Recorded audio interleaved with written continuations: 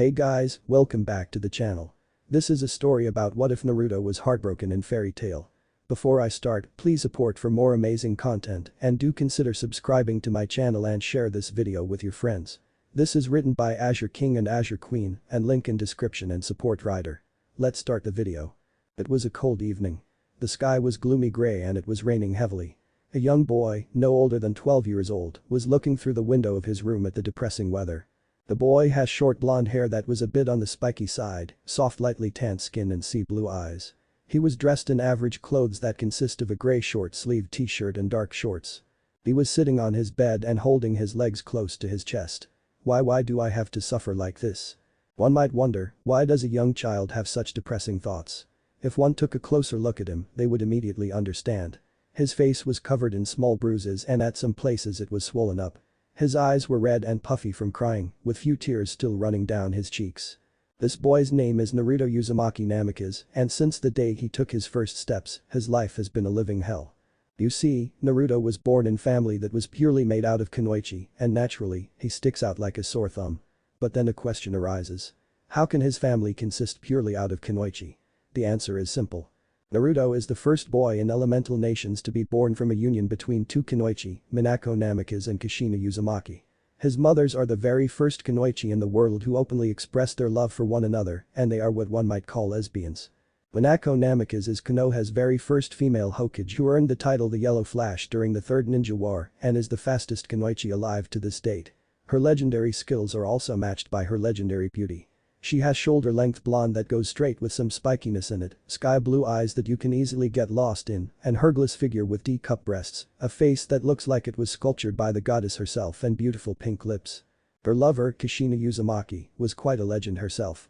Because of her masterful sealing arts and sword skills, she was given the title the Red Death during the Third Ninja War.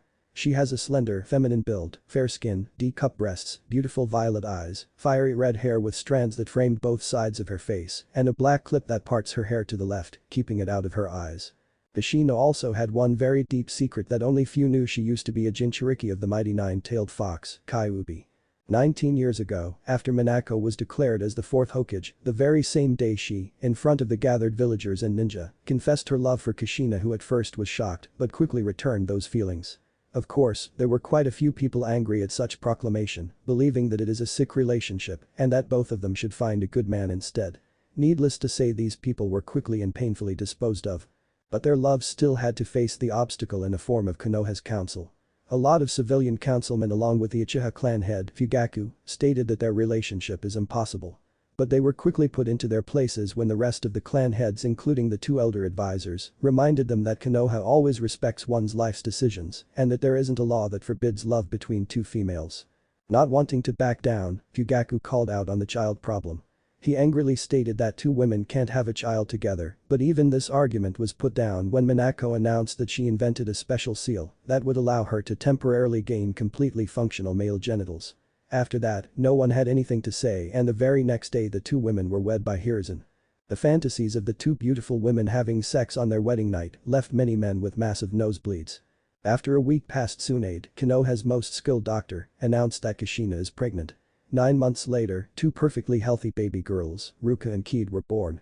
They were the living proofs that a union between the two females is possible, and any leftover objections faded away. Since that day there was no longer any protest on Minako's and Kushina's relationship. 2 years had passed by and the two more girls, Tsuki and Suri, were born. Everything seemed to go well with the all-female family until 5 years later a boy was born. There were many shocked people, and some instantly believed the child to be an abomination and should be either killed or put into an orphanage. Minako quickly shot down those proposals, stating that just because Naruto was a male born from two females doesn't mean he's a freak of nature. After an examination, Tsunade confirmed that the boy was perfectly healthy and had no problems whatsoever with his body. Both mothers were overjoyed with their child and named him Naruto, promising a life filled with nothing but happiness. How he wished that was true.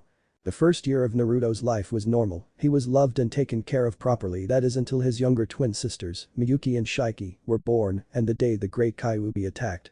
A mysterious man appeared at a chamber where Kushina gave birth to the twin girls and took one of them as a hostage. Minako managed to save the child, but in doing so the mysterious man kidnapped Kushina and released the Kyuubi. While the beast was destroying Konoha, Minako confronted the mysterious man and managed to defeat him, but before she could capture him, he escaped. Minako then quickly returned to her village and was prepared to seal away Kyuubi at the cost of her life, but before she could go through with it, she was knocked out by the previous Hokage, Hiruzen Sarutobi. He took Minako's newborn daughters and sealed the Kyuubi into the two girls by splitting the fox into two halves. Yin and Yang chakra. When the next day Minako woke up, it was to the sight of her whole gathered family. She was told of Hiruzen's sacrifice, and while she was sad at his passing, she was glad that he gave her the chance to live happily with her family. It seemed things were really starting to look up except for Naruto. Naruto's journey to a life full of misery started out slowly. At first, it began with neglect as all of the attention was given to Konoha's twin heroes who hold Kyuubi imprisoned. They were showered with gifts and praises, while Naruto was pushed into a corner like a simple bug not worth mentioning. Then the physical labor began. As Naruto grew into a 6-year-old boy, he was now smart enough to talk and to take care of himself a little. He begged almost every day for his mother's and sister's attention so much that they finally had enough. They stated that if he wants their attention so badly, then he must earn it. Naruto asked if they wanted him to become a powerful ninja just like them, and the answer he received was a slap to the face by Minako. She yelled out that he mustn't ever dare to mention that again. Her family is now known for being a powerful all-kunoichi family, and she wants it to keep it that way. She said that if he truly wants them to pay him attention, then he must from now on take care of the household chores, all of them. Wanting to please his family, Naruto did as he was told. But of course, being only a 6-year-old boy, there was only so much he could do, and that often led to him doing mistakes during his work, which in turn led to another part of his life suffering physical abuse.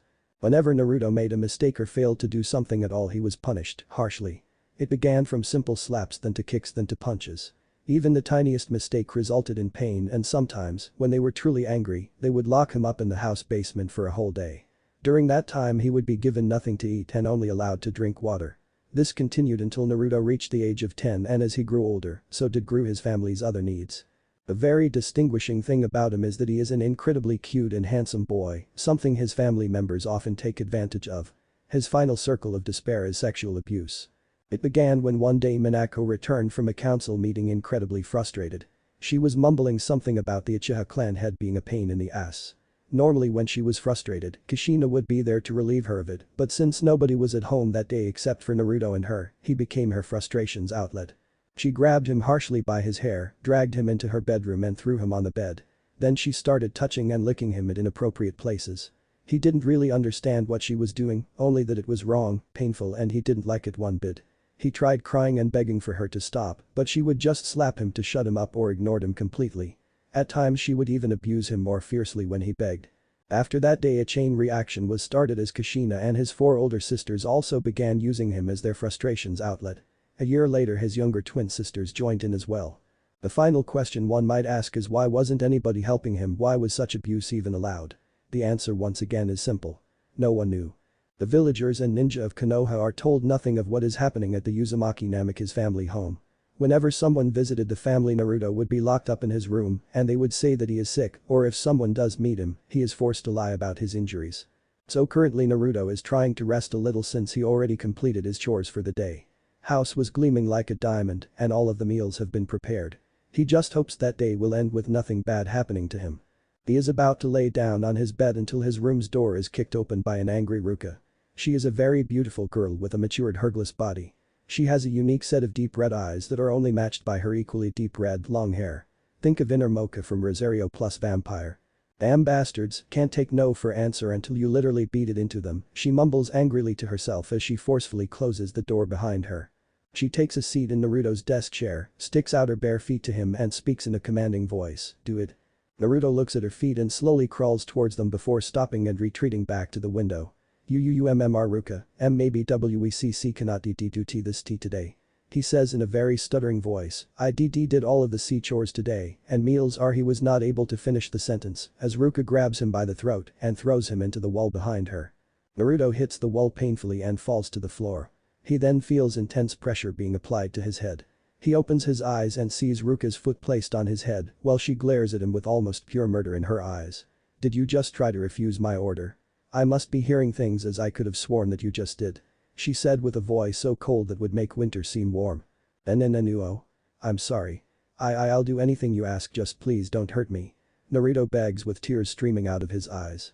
At first he becomes relieved when he feels the foot being removed, but then he starts vomiting and holds his stomach in pain as Ruka just kicked him there hard. A useless waste of space. You should be grateful that I even allow you to touch me. Yet you dare to. Honey, could you come downstairs? Minako and I want to talk a little about your recent promotion. Kushina's voice could be heard from downstairs. You got lucky you worm. But this is far from over. Ruka turns around and walks out of the room. She gives him one final angry glance before closing the door behind her. Naruto painfully crawls over to his bed and lays down as gently as he can. He then covers himself with the bed's blankets. Why can't I have happiness? I can't take this anymore, were Naruto's final whispered words before he cries himself to sleep. The next morning. Naruto was instantly woken up to Minako pulling his hair. Ah! Mother, what are you doing? He yells in pain as his mother throws him on her bed. She strips off her clothes and Naruto saw his mother completely naked with a predatory smirk on her face. It's just you and me today. Kushina has to visit her cousin May and your sisters are either on missions or at school. I have the whole day free to myself. I need some release from rejecting all of those stupid clan males this morning and you're gonna give it to me. Naruto starts shivering as unrestrained tears roll down his cheeks. The day he dreaded the most has finally arrived. He was going to be raped by his own mother. His family up until now only just molested him and would just force him to make them climax, but now he prayed to all of the gods out there to let him escape this. He doesn't want this. Minako starts to lick his neck and then bit down on it hard enough to draw some blood. Mother, please stop. He shouts while pushing her head away from him. Minako growls and she punches Naruto in the stomach. You ungrateful little brat. I put a roof over your head and feed you. I even let you enjoy my body and this is the thanks I get. She then smiles sadistically. Heh, it's not like anyone would ever want you. You can only be loved by this family. Now do your job properly and I might let you enjoy this as well. She finishes the sentence and licks her lips. Naruto at this point is now completely terrified. No. Minako gains a confused look. What? In a low but terrified voice Naruto begs his mother, please don't do this please, I just want to have a normal family. A family that shares happiness with me every day. A family that praises me when I do something right and comforts me when I'm scared. Please I just want my mother to love me normally, like a true mother would please. Minako looks shocked for a moment before her eyes are overshadowed by her hair. Naruto's hopes rise a little believing that maybe, just maybe, his words were able to get through his mother, but they were instantly shattered when she slaps his face while looking at him with an amused expression. Oh do you now? So the love I give you is not good enough? Maybe it's about time I fully educated you in manners. Yes I will make sure that you will never protest ever again. She said seductively. This can't be happening. Isn't anyone going to stop this? Please, someone, save me. Naruto thinks desperately, but knows no one will help. He can't let this happen, he can't let her do this him. He starts looking around the room for something that could help getting her off him, anything. He notices a lamp placed on the nightstand that is within his arm's reach. Minako was too engrossed in her own lust that she didn't notice a lamp colliding with her head. Crash. Minako fell off her bed and held her head in pain, feeling a little blood trickle down her forehead. She quickly recovers and stands up. She looks at her bed and sees Naruto missing. She then hears someone running down the hallway.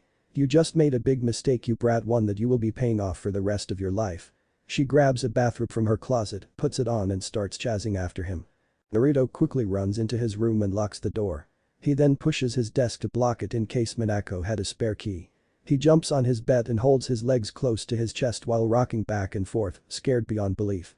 He has defied his mother and the retribution for it will be severe.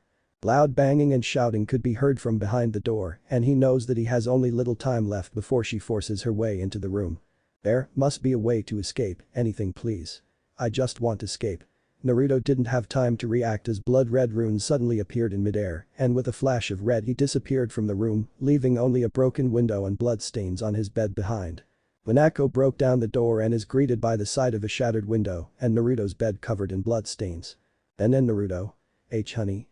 All of her anger was quickly forgotten and her voice was wavering from the mere thought of her son being dead or worse, being kidnapped. Oh okay, why you made your point. I promise I will stop touching you Naruto. Asama. Minako looks behind her to see her daughters walk into the room as well. What happened here? Where is Naruto? Minako's eyes are suddenly flooded with tears. Naruto. She falls to her knees crying, not being able to complete that sentence. Unknown area. Two women, a blonde and a brunette, could be seen walking down a stone road. So Ellie, when are you and Haru going to finally tie the knot? The blonde woman asked the brunette. Ellie was a young woman wearing a short-sleeved shirt and jean shorts. She also had 2 unique tonfas strapped on her belt. Well, I was thinking maybe in a few months. By the way, Julia, how's Islet holding up after that battle with that little boy with the pink eyes? Julia was a mature woman wearing an outfit similar to the ones female wrestlers wear, but in orange color. He's fine, but who knew that brat could turn into a huge turtle? I wish that we didn't have to retreat, but we were severely outsized by that thing. Ellie giggles while nodding, yeah, that was bad, and Musica sigh, oh my god. She quickly runs forward towards a bleeding child that was laying on the side of the road. Julia, we need to find Hera now. Don't have to tell me twice. Later. Naruto slowly starts to open his eyes. Where are me? Julia. He woke up. He hears a female's voice and turns his head slightly to the right. In his field of vision he saw Ellie and Julia. Wow, he's kinda cute. Reminds me of Let when we were younger. Hey kid, are you okay? We are. The 2 women jump back startled from the boy's sudden screaming. Despite being heavily bandaged, the boy began to crawl away from them but was quickly picked up by a spiky brown-haired male wearing a robe. Julia, what did you do? This kid is scared near to death. I swear I didn't do anything. The boy just started screaming when me and Ellie tried to talk to him. Julia sees the boy quivering in fear. What the hey kid are? Julia tries to reach out and comfort him, but he flinches away from her hand. Please, he begs quietly. Let walks over to Julia and shook his head. Julia, I think he has a fear of women. Let me and the rest of guys talk to him. He suggests. Fine, just tell me if the kid is alright. She requested. Let nods and calls into 2 other males into the room. He then turns around and smiles at the scared boy. Hey there, kid. My name is Let Tahaka. He then points at a silver-haired young man who has a broadsword strapped on his back. This is Hero Glory. He then points at dark-haired man who had a calm smile on his face. And this is Hamrio Musica. Naruto sits on the ground and holds his legs close to his chest. Few minutes pass before he begins to speak in a voice barely above whisper. Naruto, he didn't use the last names those monsters had. Hera nods and sits down on the ground as well, so he would be on the same eye level as the boy. My fiancé found you hurt very badly by the side of the road. Can you tell us what happened? Naruto shook his head.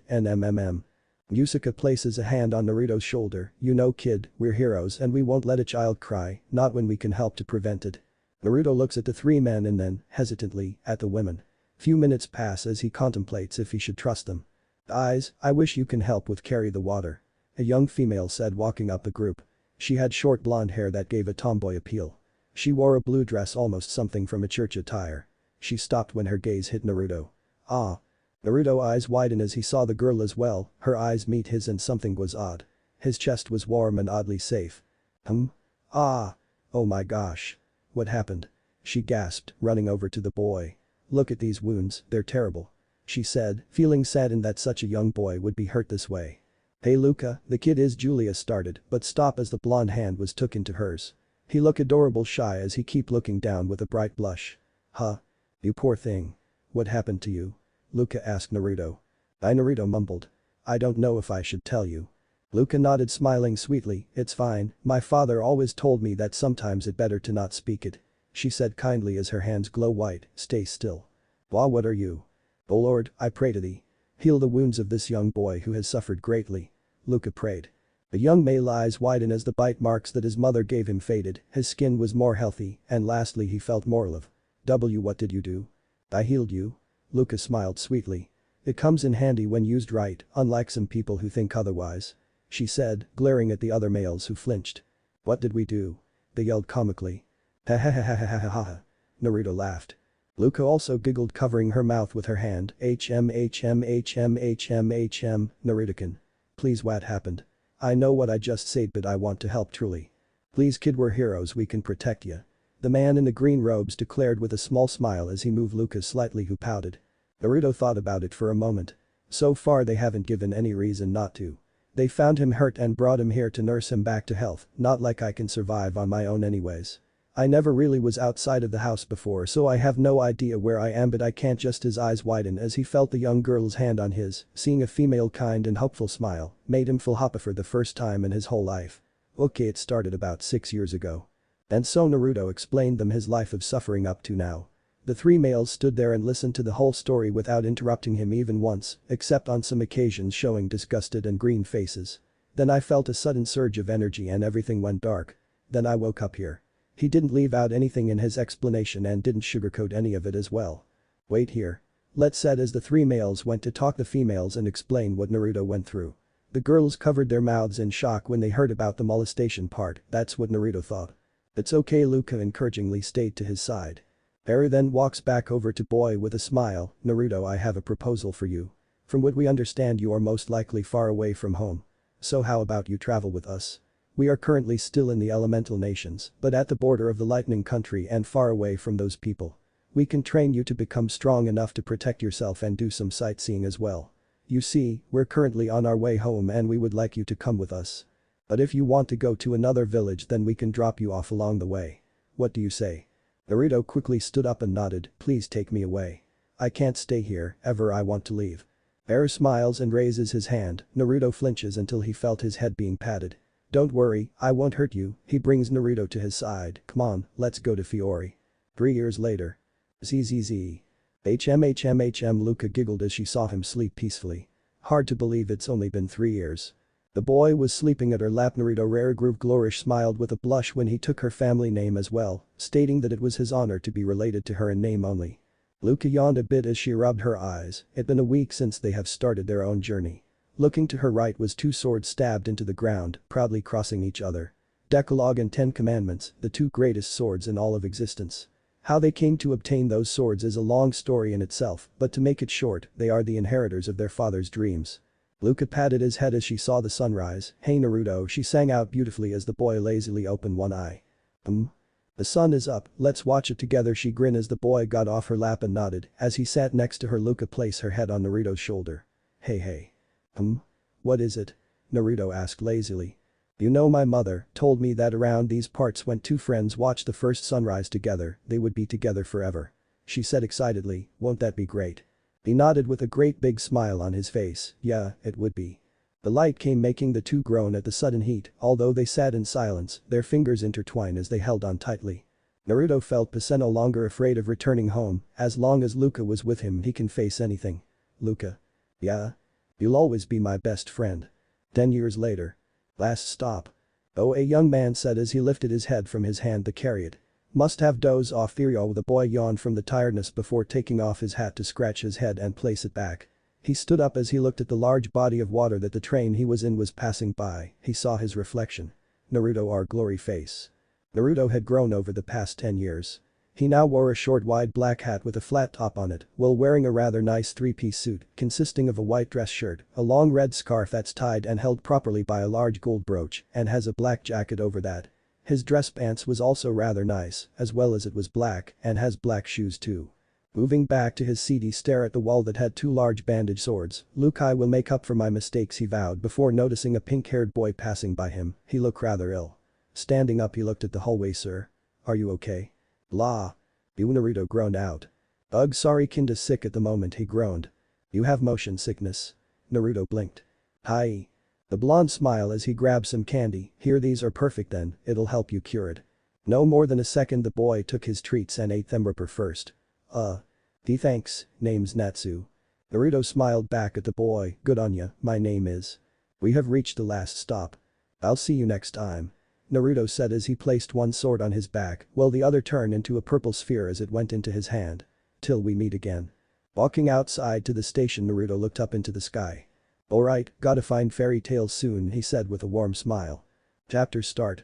The blonde was walking around the city smiling at the life it had. The rave master didn't really like big areas too often due to his fear of women.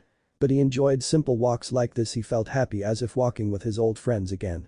I wonder if I should get some candy. Naruto wondered out loud as he felt his urge for sugar to be satisfied. Oh man, I never felt this hungry in a long time. Looking around for any shops, Naruto smiled as just walked up to one. Hi, what's the sweetest candy you got? He smiled at the cashier who was bent over until the person stood up. His smile became stiff and awkward. Why? It was a woman.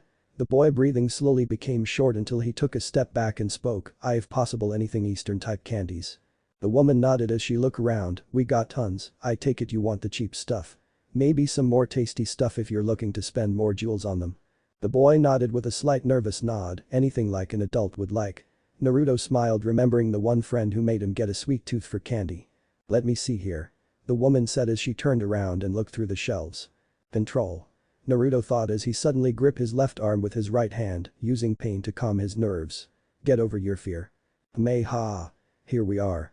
The woman said as she turned around and presented a small pouch of candy. These should do. 10 jewels. 15 jewels, take the 5 as a tip for choosing them. Naruto slowly gave the coins, but as soon as the hand came near him. Ah. He drops his cash on the floor. Oops, I'll get that. The cashier said, quickly gathering the bills. You should see a doctor if your shaking is getting that bad. Smiling weakly, Naruto agreed, yes, I believe my illness is getting to me. Ah, do you know the nearest magic store is? I need for stationery for mail.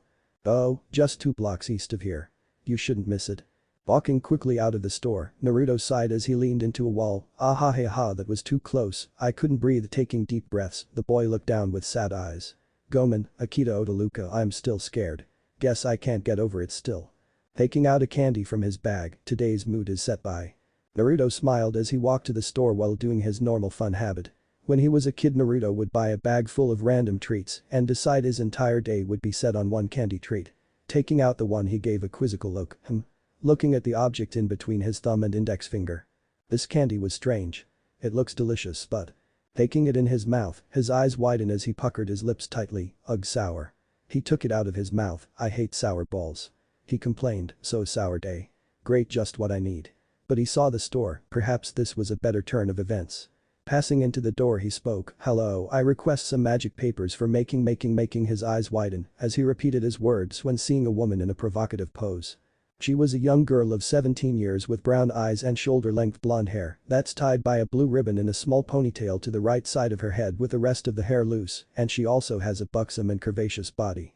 Her outfit consists of a white sleeveless blouse with blue outlining the blouse and a blue miniskirt, always having a belt that held a set of keys and a whip with a heart-shaped end.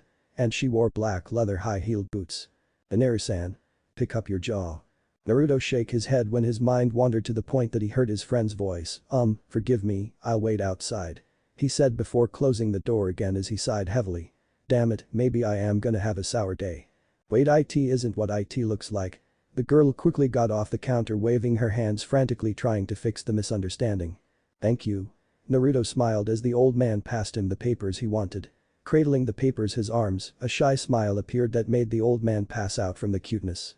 Sir? He asked, worried if the man died for some reason. Wow, the girl smiled at the feat. To get reaction she usually has to wear outfits and even try show some skin to get that reaction. You're deadly with looks. How so? He asked, looking back at her. Miss Lucy, was it? Yes. That's right. She nodded. Sorry that I thought well what I thought. He apologizes as he walked out the store. Wait, hold up. Lucy called out, going after him. Naruto eyes widened as she was about to touch him, moving his feet quickly in perfect movement, evading her touch, making Lucy nearly fall on her face. I'm sorry. He cried out. Oh, wee, Lucy muffled. Man, so much for asking directions to fairy tale. Ding. The light bulb in Naruto's head lit up when he heard that. Perhaps I have heard wrong, but did you say fairy tale? Yes. Wow, funny you should say that, but I'm trying to find fairy tale too. Really? She said, standing before him, earning a light blush from him. Aren't they the best? But taking a step back to regain his mince, he nodded. I believe so, my friend wanted to join them. So I would like to meet them. Yes. Maybe we can find the salamander while we're at it. Salamander? He's the strongest fire mage in fairy tale, and it'd be so awesome if we met him. Lucy squealed with delight. What is with this girl? Naruto thought with a sweat drop. Salamander. Naruto twirled a stand of hair cutely as he smiled. I heard the rumors that he is a great fire mage. I believe I can see a few reasons why. Right. Lucy's eyes sparkled. So what did you say? We can find the salamander together.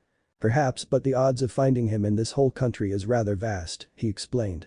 And this was true, not counting the other continents that his parents and this women used to live, the odds of finding that fire mage is going to be rather bad. Salamanders here? A random woman voice screeched. GH. Naruto cringed upon hearing the woman screech. What? Lucy asked with a smile, let's go. Or else we miss him. Alright. Naruto laughed sheepishly before the two of them headed out to look for this salamander. What have I gotten myself into? He groaned in his thoughts. The two blondes entered to see a huge crowd of women around them as the male blonde teen paled at the amount of women. Stay calm, stay calm. Hey, are you okay? Lucy asked worriedly. You look pale. Huh? Naruto snapped out of it to look at her. The girl was about to touch his shoulder, but Naruto moved away as he pointed to the center. There, I think we find him. Really? Where? Lucy gasped, suddenly looking in the direction when he pointed. The boy's eyes watched as a purple-haired man was dancing in the air with purple flames, almost forgetting the women. Naruto's eyes show rather a bored look. He isn't salamander. He said in a disappointed tone.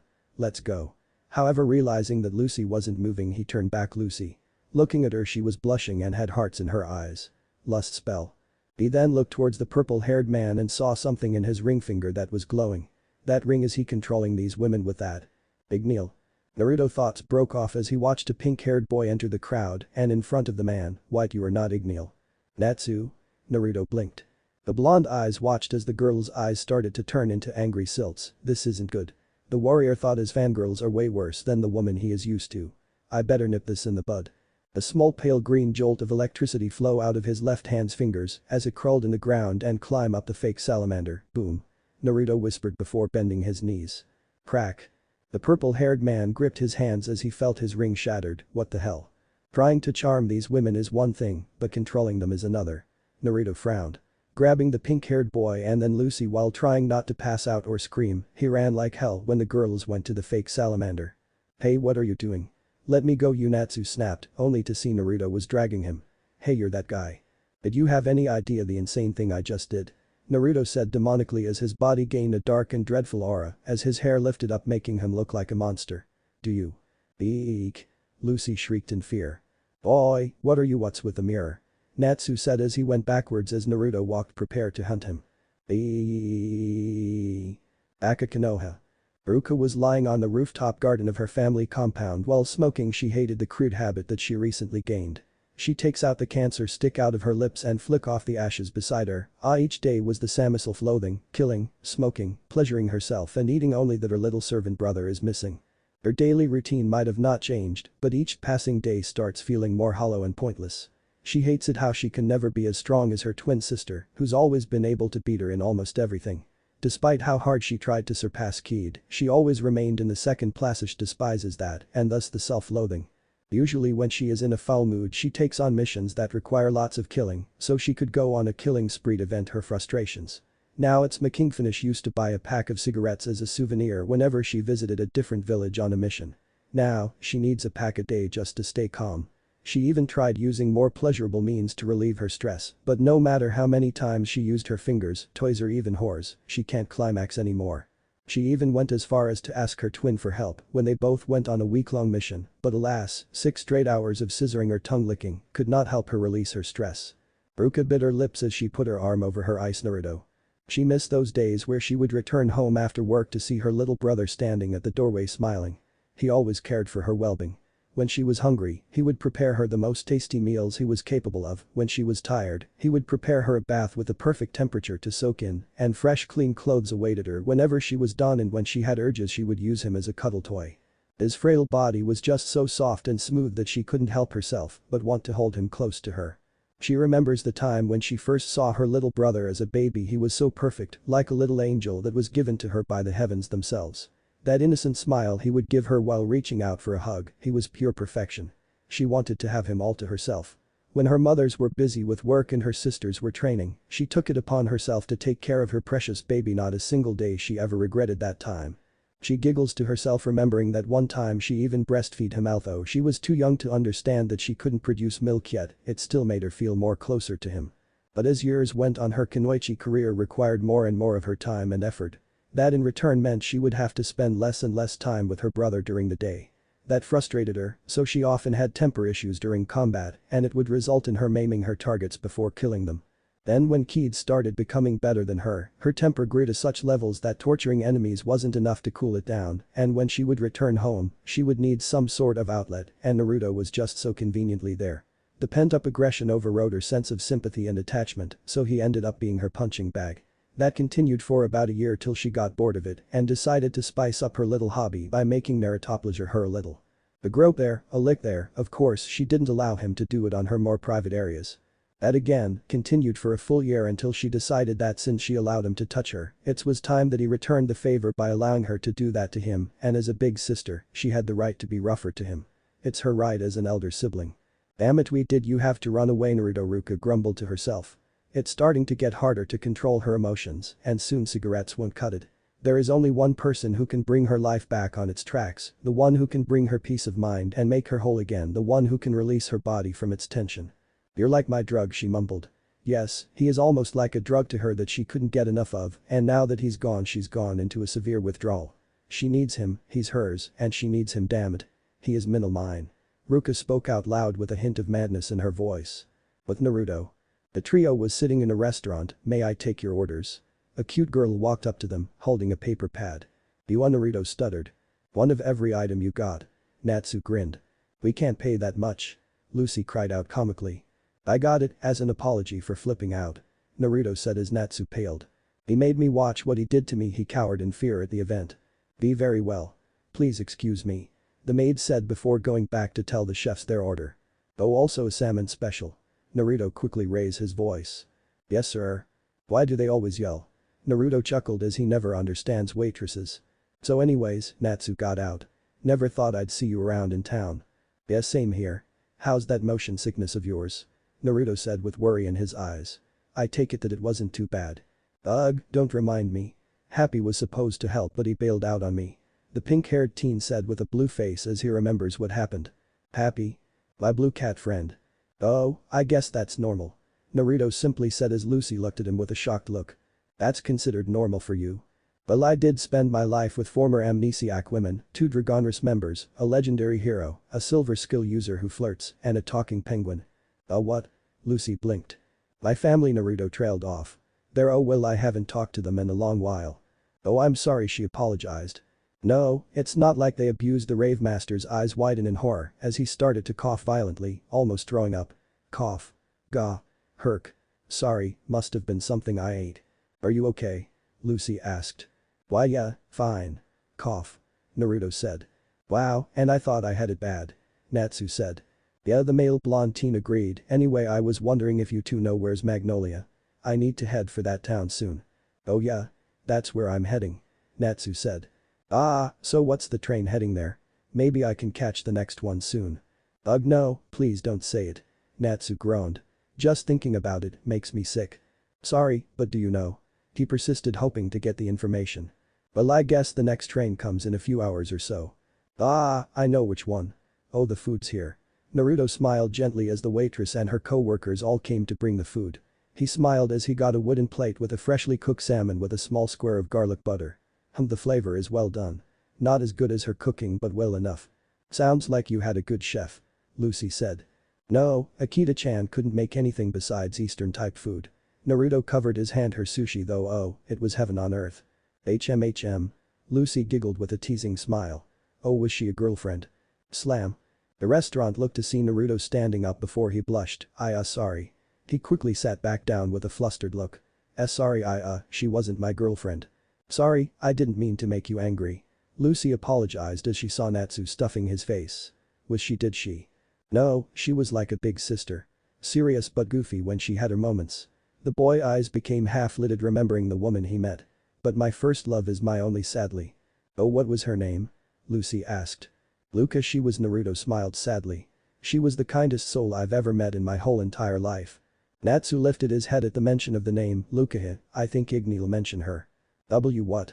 Naruto's eyes widened. You know Luca? No, my dad told me something like. Ugh, some brat nearly clipped my wings. Natsu, you better not mess with women like her. Natsu said in a low voice as Lucy giggles. Sounds like a rough dad. Wait, Igni, listen to he. My dad is a. The dragon. The two males said in unison. How do you know about Luca? Igni'll. Luca told me that she faced a fire dragon when she left for a bit. Naruto explained before grabbing Natsu. Now you tell me how Igni'll knows Luca or else I get the mirror and restart the torture again. He swore, getting out a hand mirror as the pink-haired boy turned white, lifting his hands up in hopes to stop Naruto. He was bragging one day and I asked if he ever lost. And Igni'll mentioned a long-haired woman with a dark-looking sword, beat him but only thanked him for the experience. Natsu stuttered as he saw the dark aura around Naruto's body once more and he said that that was the only human to ever beat a dragon without dragon slayer magic. You were raised by a dragon. The two looked at Lucy, who looked horrified at the fact of the teen boy being raised by one of the most legendary creatures. Yeah, I thought Igni'll was here and Happy and me came down to look for him. Out of curiosity, did you think that it wouldn't be strange to see all those folks not freaking out if there was dragon here? Naruto asked as Natsu gained a look of realizations. Come to think of it, that would be weird if that happened. So now you noticed. Naruto deadpanned. Damn. So much for finding him here in this town. Natsu banged his fist on the table. Smiling, he pat Natsu's head in a brotherly fashion. There, it's okay. The wait would be worth it, he said as the pink-head boy nearly cried at the kindness. Are you sure? Trust me, it builds character. Naruto nodded, assuring. Sometimes thinking things through is better than doing the right thing, I suppose. Well, I enjoy the company, I must get my ticket. Goodbye. Digging in his pocket for the right amount, he placed the bills down, alarming the young female woman that he had such amounts in his clothes. She wanted to ask if it was alright to take it, but when looking up he was already gone. I hope to meet him again, he's a nice guy to be with. Nom. Deadpanning at the pink-haired boy's savage way of eating, Lucy couldn't help but smile at his easygoing life. Well, I should go too, it's been a nice and interesting way to meet you, Natsu. Back with Naruto, he was walking down the streets. I have to do some fishing for supplies down the road. He said, walking away, but frowned as he felt the people around him joking and smiling. Fools don't realize that Lucas saved them, all arrogant and foolish people. Walking away to head to his life, the life that Lucas saved for this ungrateful world. The swordsman glared. He stopped outside, smiling sweetly like he would for the woman who saved him. Afternoon. Naruto was smiling as he was spending his time sitting and fishing. Naruto didn't lose hope in others. The blonde gripped his pole harder as he heard her voice, but it wasn't hers, rather his own mind. I paid my mistakes. Turning his head to see nothing, the blonde felt bad. It's been years since his mistakes for what happened to Luca, and he can't take his own life, knowing it won't make up anything. Looking at the reflection of his face, looks like a young man just started to become a man, but really he was older than he looked. He glared at that image, knowing that it was because of his bloodline making his longevity and youth accidental. He placed a hand over his heart with a sad smile, almost letting himself cry at the remainder of what Luca did for him. Naruto stared at his reflection with a tired look. I feel more like a stone, unable to change for years. He then looked back up in the sky, and his mind showed an image of the girl he had loved so much. Luca, he muttered sadly. Oh, how I wish I could take everything back, then you wouldn't have to die. Standing up, he looked up, wondering if is that a ship? What the fuck? Crash. Lucy comically shivered as she almost died when her spirit caused them crash into the beach of the town. Gah. What the heck just happened? She turned her head to see Naruto head poking out from what it seems to be a large area that wasn't hit. And Naruto? You didn't see that, did you? See what? Naruto asked, before seeing a mermaid. Is what I think it is. Ugh, Lucy, next time summon me. Well, hello there. The woman noticed Naruto, who blushed at her predatory look. Naruto focused on her body in hopes to avert his fear. She resembles a royal blue mermaid. She has a long blue fishtail, light blue hair that reaches up to her waist, and a large bust. She has blue eyes that seem to have no pupils. This odd woman wears a revealing dark blue bikini top, and on each arm, she has a golden armlet and bracelet. She also has a headband, 3 piercings on her tail, and a golden belt at her waist and light blue crystal earrings. A dark blue tattoo resembling the Aquarius zodiac symbol rests right under her collarbone. The woman also wields an urn under her left arm. Beep. He squeaks as she cups his chin to look at his face more closely. Please remove your hand, please. The mermaid tilted her head. What's wrong? Why can't I look at a good-looking young man such as yourself? My, you look rather dashing in that outfit. I don't like when women come strongly at you. Naruto had to put down the urge to smile when he heard Luca's voice, for whenever women try to allure him. However, his eyes turned dark and serious as he pushed down the woman. Be careful. He warned as the spirit under him blushed at his brashness before jumping once more to pounce on Lucy to save her from another block of debris from hitting her. Damn, where the hell that came from? He gritted. You okay, Lucy? The girl under him copied the same as her spirit, blushing while looking at his manly face as he looked for the reason why debris was being thrown about. Until his eyes became stoic and empty. So that's the reason why the boat is trashed. He deadpanned as he saw a pink-haired male flying about with flame-covered fists. You're dead. Natsu roared out. Wait, Natsu? Why is he? Now it all makes sense. Naruto said. Long story. That purple-haired perv was kidnapping girls. Lucy stopped as she saw a black aura around Naruto's body. And you okay? Wanna take a nap? She comically suggested as Naruto tilted his hat downward. He did what? It was rhetorical. I heard you the first time.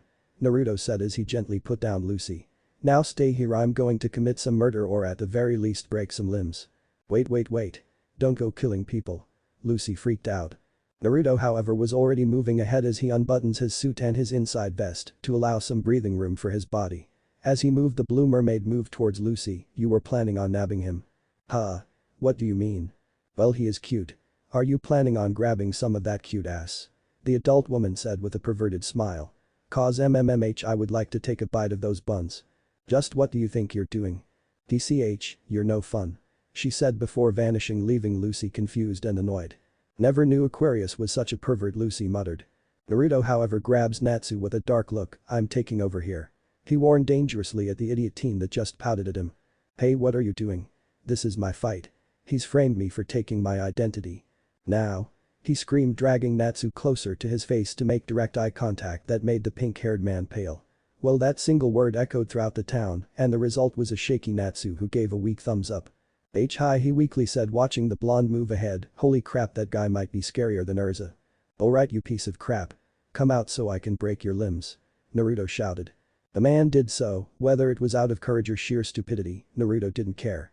As the man walked up to the tallest junk pile, Naruto took out his candy bag and started to shift through it, choosing a candy to eat as he waited for the man to talk.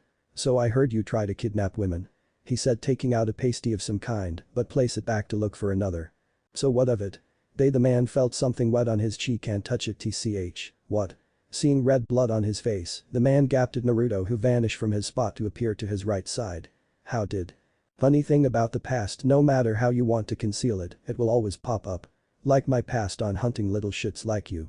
He said, turning his head darkly to glare at the man. The way his neck was twisted and his dead-like eyes scared the man deeply. The man flinched in fear. By the way. Naruto held up something that made the man's eyes widen in horror. This belongs to you. In his hand was an armbar. Looked down and fainted as it was his. Naruto chuckled as he dropped the appendage, letting it vanish. Idiot couldn't tell a simple illusion like that, shouldn't bother playing with the big boys. Wow, you knocked him down without touching him. Natsu said with a wide smile, watching Naruto's demeanor change to a gentler aura rather than his cruel one. It was nothing really, Naruto shrugged.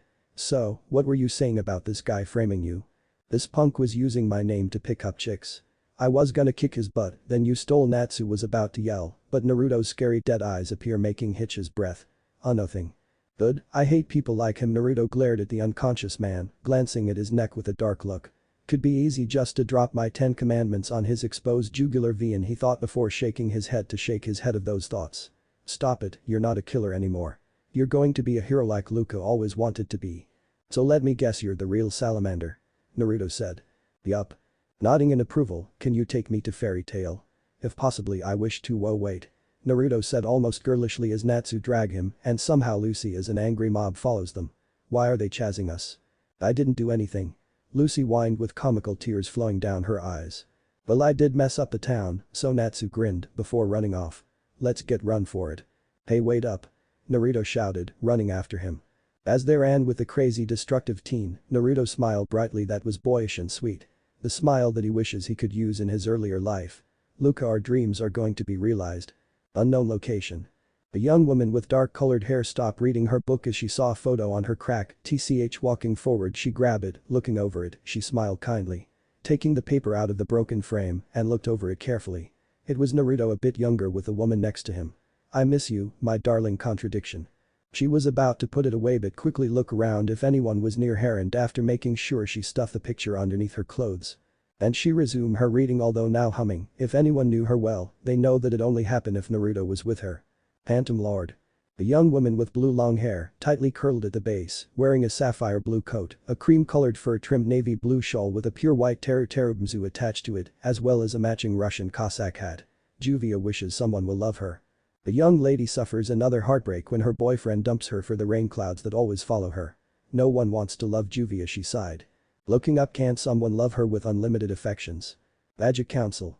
The woman wearing a white kimono was writing down some papers, enjoying the peace, until she looked down to notice the newest fairy tale report. A smile came across her face as she saw a photo of a laughing Natsu, a screaming Lucy, and a worried Naruto. Well, now isn't this interesting? She smiled wider, caressing the face of the photo Naruto with her index finger, with a blush dusting her cheeks. The woman spoke with fondness in her tone. I'm glad you're still around, Grimmer Heart's true ace. Konoha. Minako was sitting on the big gates of Konoha while drinking out of a huge sake bottle. It's ironic that she used to hate alcohol when she was younger, and now drinking it is the only way to cope with her family member's loss. God, I'm feeling sick. I wonder how Tsunade can drink so much of this stuff without puking her guts out. She then looks at the setting sun and remembers the day Naruto disappeared. When her daughters barged into the red-stained room, Ruka was the first one to break out of her shock. She tasted the red stains and found out that it wasn't blood at all, but liquefied chakra that is commonly used by master-level seal users.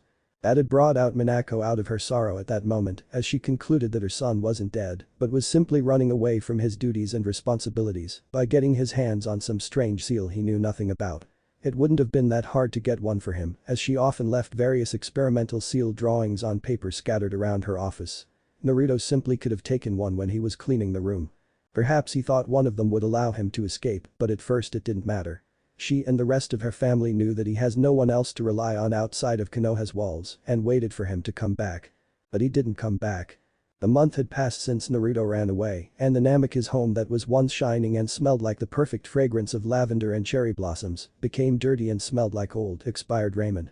The house was filled with dirty laundry, empty ramen cups and other trash. Naruto was always the one that took care of cleaning up everything and prepared them delicious meals.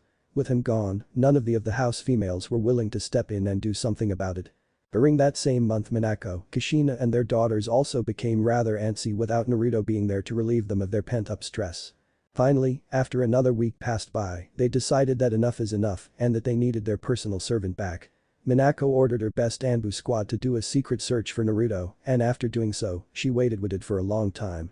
Days turned into weeks, then into months, but not a single hint of Naruto was discovered anywhere. There was no hint that he even was alive anymore. Minako's frustration grew because of it, so she had an Inuzuka clan member volunteer to join in the search. She had found an old shirt in Naruto's room and fortunately it still had enough scent in it for the Inuzuka dogs to sniff it. After more frustrating months of wait, the search team finally returned, but their report wasn't pleasing either. During the first month, the tracker dogs managed to get a whiff of a very faint scent of Naruto near Kumo's borders. Minako at first was worried that some Kumo shinobi had kidnapped Naruto, but she sighed in relief when the Anbu team leader said that the scent led away from Kumo's border and deeper into the fire country. Tracking the scent seemed to go well until they reached a small farm village where the scent stopped. The Anbu tried searching for any more scent in a 20-mile radius, but found nothing. They did a secret throughout search of the small village, only to end up with the same results. Then, for the next month the Anbu team tried searching for the missing blonde by increasing the search radius around the village, but it was hopeless. It's as if the boy vanished into thin air when he arrived at the village. After the Anbu team finished their report Minako dismissed them but ordered them to not speak about the mission to anyone. Afterwards she informed her family of the failed search and needless to say the reactions weren't the best ones. Almost all of the family members started blaming one another for their servant's disappearance. Some of them even turned violent and it took both Minako's and Kushina's strengths to calm them down. The following day, all of the family females decided to continue Naruto's search in secret. Whenever they are out on missions, all of them will keep an eye open for Naruto when they have free time. While an agreement was reached, the tensions didn't disappear. Kid and Ruka practically isolated themselves from the family. They would barely talk to anyone and after missions they would either go to do some training or simply shut themselves in their rooms and come out only during meals or baths. These tensions have continued for years and had somewhat lessened but only barely. Minako takes one last swig of her sake, trying to make herself forget about her troubles. But the more she thinks about Naruto the more she wants him. She will find him and she will bring him back either willing or not. Chapter end. Chapter start. Naruto lay on a grassy field as he saw some of his friends sat next to him. A girl with long raven hair smiled widely at him. "Yumu. I found you, Vice Captain." The woman appeared next to the short woman, almost like she warped into existence. She wore a white and teal haori over her white combat kimono. "We were wondering what your days off were like." "Oh, sorry Oda-san." Naruto nodded respectfully at the woman. "Well, as you can see, it's pretty relaxing. Want to join?" The woman looked around and gave him a confused look. "Join what?" "Watching clouds, where I used to live. I've met a lazy family that would spend days watching clouds and I know why now it's nice." He stated fondly remembering the very few happy moments of his past. The woman looked at the other female who already took Naruto's right side, a healthy distance away from him, knowing his fear. "Ara, this is peaceful," the girl said folding her arms behind her head. Oda pouted as she joined soon after, but eyes slowly closed then snoring. Naruto turned his head to hear the other woman giggling, noticing his look she smiled. "Naruto, I'm glad you trust us," her hand slowly reaching to his body and maybe one day she had her hand over Naruto's cheek. We could." Naruto's eyes opened up as he felt the train stopped, he smiled even after the bittersweet memory was fresh on his mind. "If only you two were here now," Naruto said, looking out the window. On his breast pocket was a white and teal handkerchief, a memento of his close friend O. Ugh, Natsu groaned, his face being green as his cheeks were puffed out while beads of tears formed in his eyes. You're still not used to it, huh, Natsu? Naruto chuckled. No. He groaned as Lucy started to stir, please kill me. I could get the mirror out, Naruto stated as he pulled out a blood-stained hand mirror. Nope. I'm good. Natsu stated smiling despite looking like he will vomit at the very moment. You really need to take care of yourself. Naruto said worriedly. The two males turned to see Lucy yawning as she opened her eyes to see her two new friends. Is it morning already? Aye. Happy cheered. We're finally here in Magnolia. Holy shit. There's a fucking talking cat. Naruto crudely yelled out before covering his mouth. Sorry Auntie Julia over here. Happy. Natsu hugged the blue cat that had white bird-like wings on its back before suddenly choking on its neck. Why the hell you leave me behind? The cat cried waterfall tears, Marahin caught a lot of fish, and I couldn't fight it. He cried as Naruto covered his mouth with his hand to stifle a small feminine laugh. Seriously? This early in the day? Lucy sighed. I just want one day of normalcy around here. Well, Naruto started as he grabbed his traveling bag from above. It depends on what you perceive as normal. To Natsu this could be normal for him. The group quickly left the platform as they looked at streets where Fairy Tail was supposed to be. The new rave master enjoys being in awe of the busy street, he always wanted to live in crowded places, and this is the reason why. People knew others here, a slice of heaven. So where's your guild at? Naruto asked. You literally can't miss it. Happy said, pointing to what seemed to be a castle-esque building that stood out from the rest of the town. Naruto stopped as he saw a doll, it was so pretty. Lucy turned around to watch the blonde male blushed at the sight of a cute doll. She smiled as she pushed Natsu ahead. Naruto, we'll go on ahead, go buy that toy. Huh? Oh okay. Naruto said distractedly, he hated loving cute things. But damn it, it was too cute to pass up. Entering the store, he blushed as he saw little kids, mostly girls, wandering around the store. Reaching to the desk, he saw the owner was turned their back, excuse me, that doll in the window, is it possible for me to purchase it? The shop owner asked, turning around, and Naruto saw it was a woman once again. Oh yes. It is. How much? Naruto stuttered. Oh my god Lord Rave Master. The woman said grabbing a pair of glasses and nearly started to cry. Yo, you're alive. Huh? Naruto looked incredulous. I'm sorry, do I know you? Yes, when Rosemary Village burned down you saved me and my mother. She stated before trying desperately to remind him of something. Ah, the day that Demon Guard was supposed to be a real guild. Demon Guard. Naruto's first attempt to create a guild, only one village knew that name and Naruto saw a little girl with Coke bottle-sized lenses, always playing with Marie. Wow, you grew up. He said smiling angelic at the woman. I wish I could say the same for you, Lord Naruto. She bowed before taking a closer look. Really though, it's as if the attack never happened to you, time never passing you. The rave master couldn't find the words to explain, I was in a bad place, and after it was done I rested my eyes for many years. Until I had the will to wake up again. The man spoke cryptically as Marie nodded. Before moving away from the desk to get the doll. Naruto, this doll is yours. She got on one knee ignoring the looks from her usual patrons. I modeled it after Lady Luca. Marie, Naruto muttered. You didn't have to. I want to, and I believe if I did. She looked down sadly. Maybe she could come back. Naruto could understand that notion more than anything in this decaying world. The world is poor without her. Naruto ruefully spat out in utter disgust. Please, don't let me hold you up. Come back anytime, I always do personalized dolls for a large amount of jewels. But for you, free my lord. She urged him. Are you sure? Naruto stated as he tried to reach for the pocket where his money is. I could at least pay for the M. No. The doll maker stated before stopping, just live please. The man looked at her oddly as the woman dabbed her eyes with her sleeve. I pray every night that you of all the members were safe, so please just be safe. Before he could finish, the woman was dragged back inside by the kids, waving a quick goodbye as Naruto was alone again. He looked down and smiled sadly at the masterfully crafted doll, it really did look like Luca. But he knew that really it was never to be given to anyone, it was too perfect, yet she did it for someone like him. Thank you Marie, I'll cherish this always.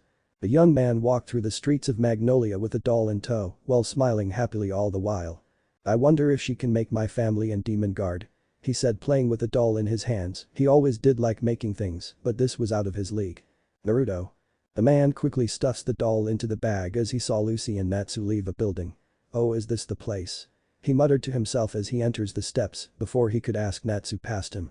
Sorry, Natsu says we have to save a friend. We'll be back, just enter and tell them you want to join. Lucy said before she went to catch up with Natsu. Naruto said to himself. They sure were in a hurry. He commented before turning his attention back to the building. So this is the place, he said before entering through the door. The man quickly brought his blade to stop a pillar of ice from hitting his face. Quickly moving forward, he went the ice attack and dragged the blade on it, placing the steel edge on the one who used the attack. Blade rested on the teen's neck. Naruto's eyes became hollow as he laid the blade perfectly still. Whoa, sorry, that was for Natsu. Soon as the words reached his eyes, the young rave master's unsettling eyes returned to normal.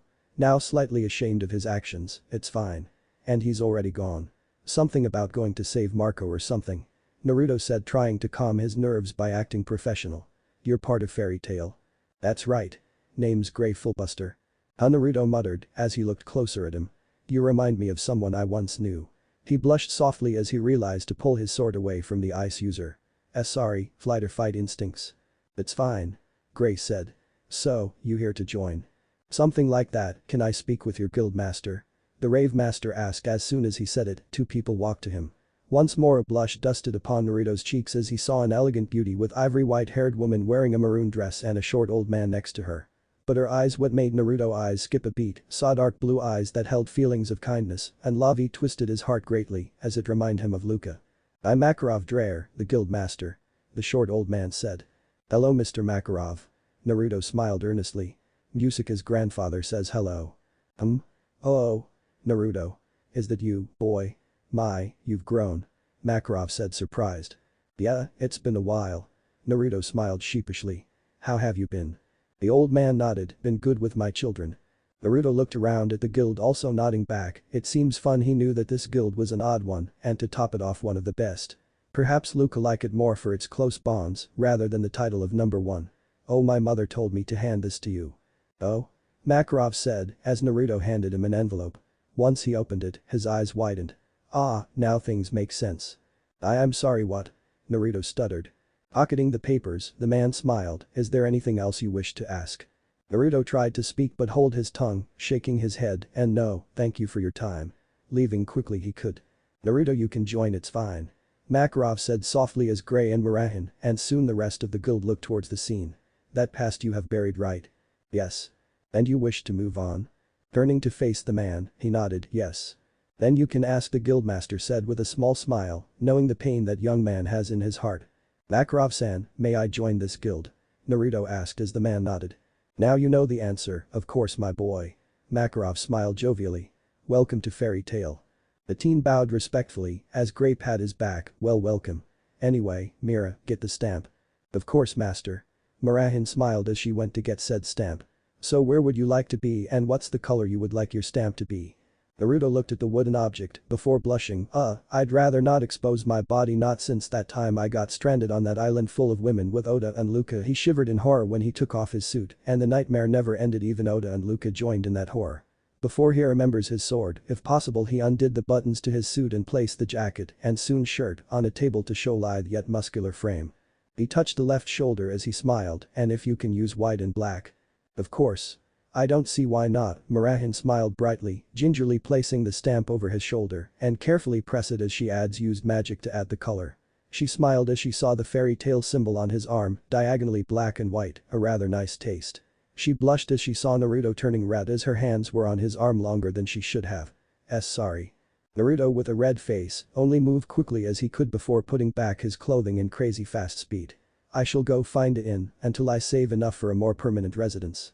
Oh? I take it that your mother didn't tell you about the room she rented? I'm sorry. Yes. The letter stated that you'd be lodging at Fairy Hills, that's the girl dormitory. Bong. The whole room turned to see Naruto's sword drop from his back to hit the floor flat side first, soon his body was devoid of color. You did not read the letter beforehand. Makarov blinked. I'm staying at a girl's dorm. Naruto uttered out. Yes, I already had the paperwork completed. From what I thought at the time, I believe Miss Ellie would be living there. He started and smiled as he shrugged with a mere chuckle, but oh well. Naruto raised his arms. I should get her money then. Men and women shouldn't live under the same house. He tried to persuade the man. Well, I would agree with you, your mother would say otherwise. Makarov said, turning the letter around for Naruto to see. It's in the fine print. But.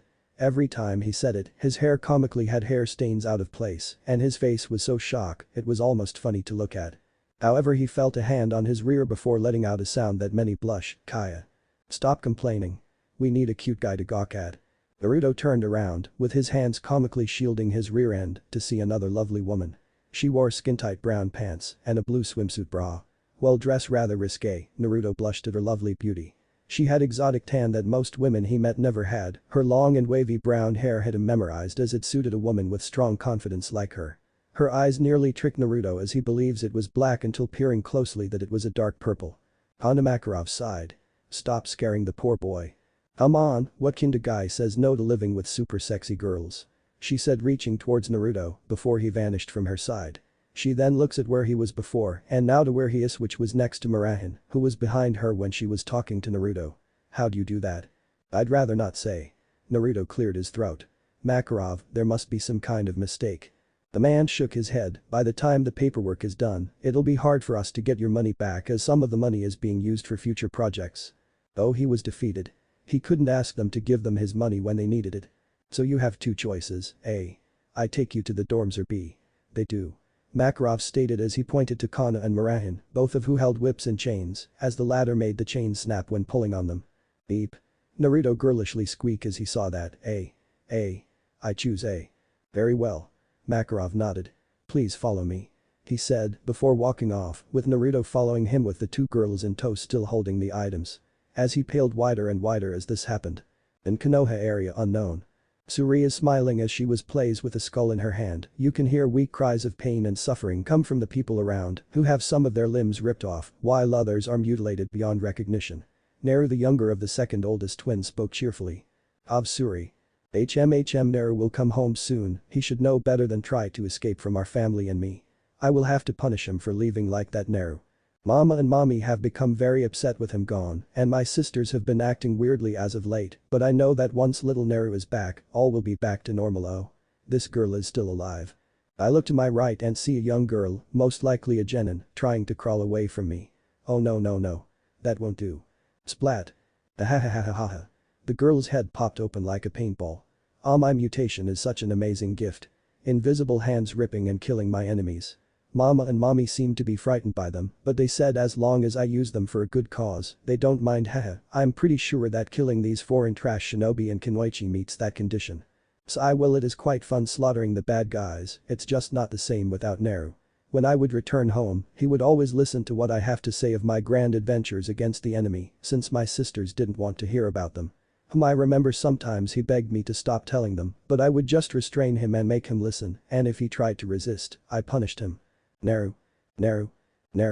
Mine, my dear little brother, all mine, no matter where you are I will find you, and I will never let you leave me again, even if I have to tear off your arms and legs to ensure it. End of POV. Scene change. Magnolia. I can't believe this is happening, Naruto dreaded as he continued to walk slowly, as if he was walking on death row. He is trying to get over his fear, but so soon and in such a direct way. Oh come now lad. I'm sure it won't be all bad. Makarov tried to assure. And besides, you have an entire bedroom to yourself. So you don't have to worry about rooming with anyone. Is it near the dorm entrance? Naruto hoped. I don't know, the girls will have to escort you. The man stated, no man, no matter what, was to enter the dorms. Until you, that is. But why here of all places? Naruto asked. Mom could have picked the boys' dorm easily. There isn't, Makarov stated as he cupped his chin. The first master made this fairy hills for a friend, sadly it wasn't finished when both were passed to the next life. Oh, Naruto got out. Well, if I have to abide by mom's rules then fine.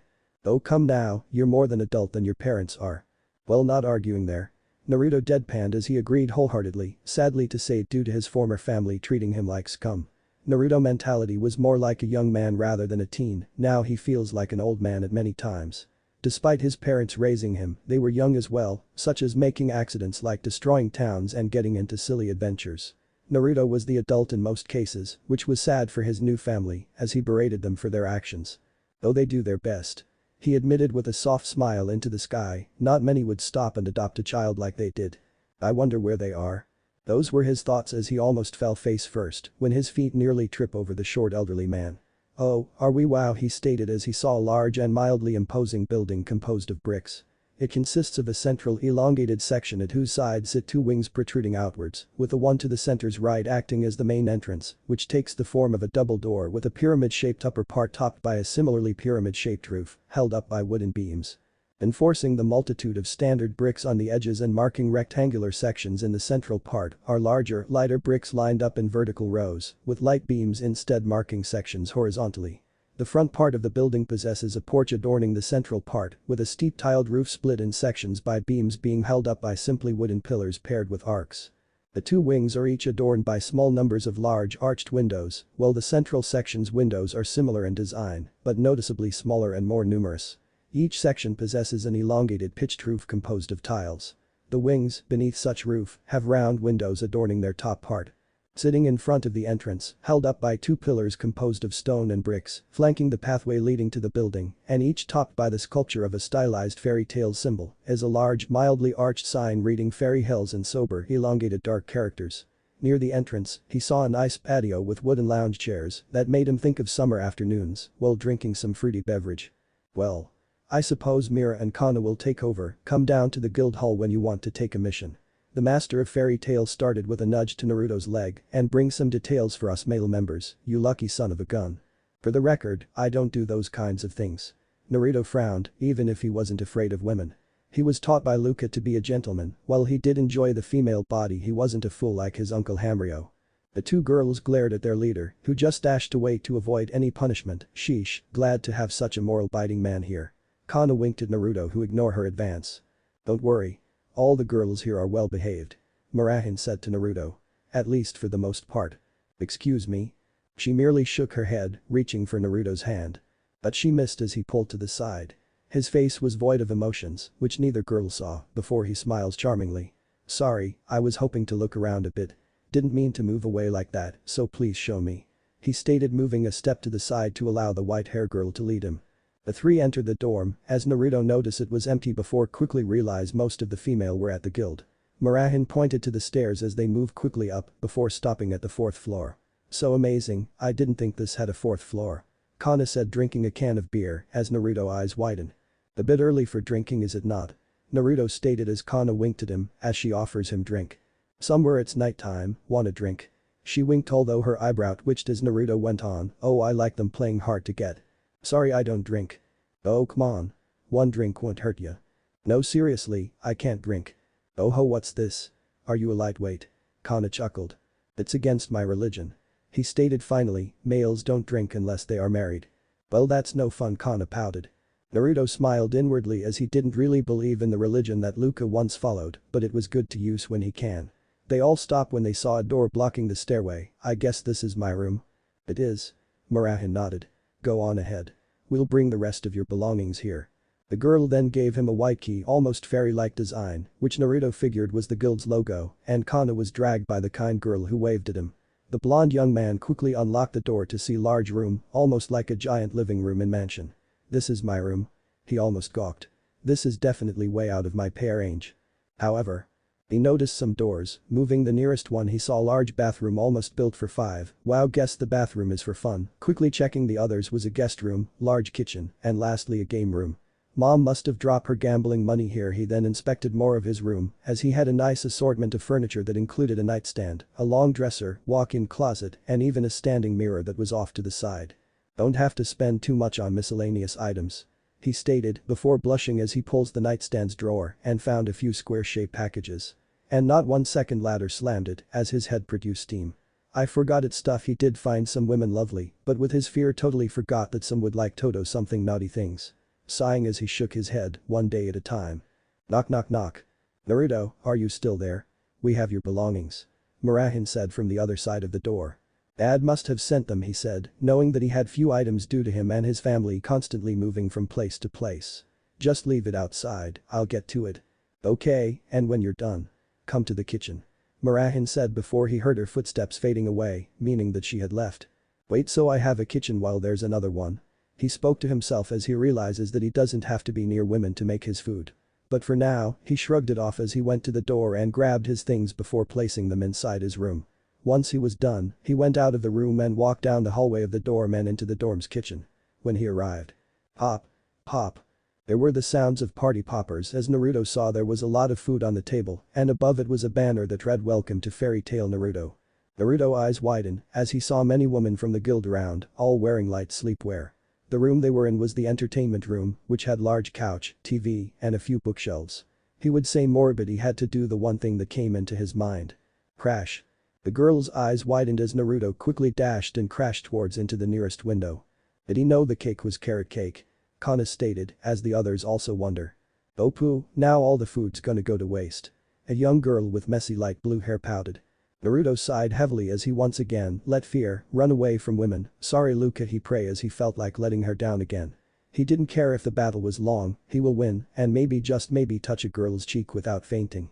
I'm so unmanly, he cried out yo-yo tears as he saw the light of day dying. He could take a job and hop on a train to reach his destination overnight, then again that's it. He's going to go on a mission.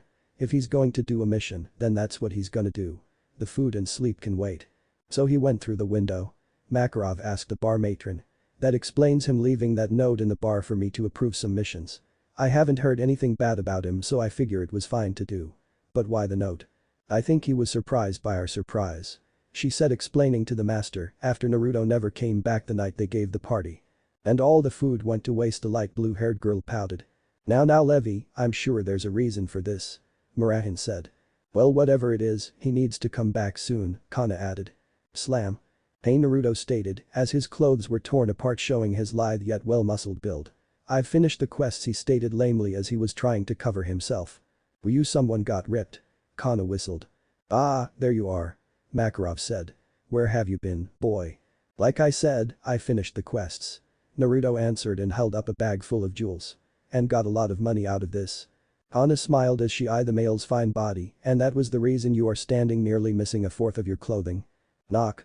Knock. The blonde cringed when the door was knocked on. I was never here. He quickly looked around. Crash. And went through another window. And there he goes, Makarov's sweat dropped. The door opened to show a beautiful maiden, walking with utmost care. Greetings, where is my betrothed?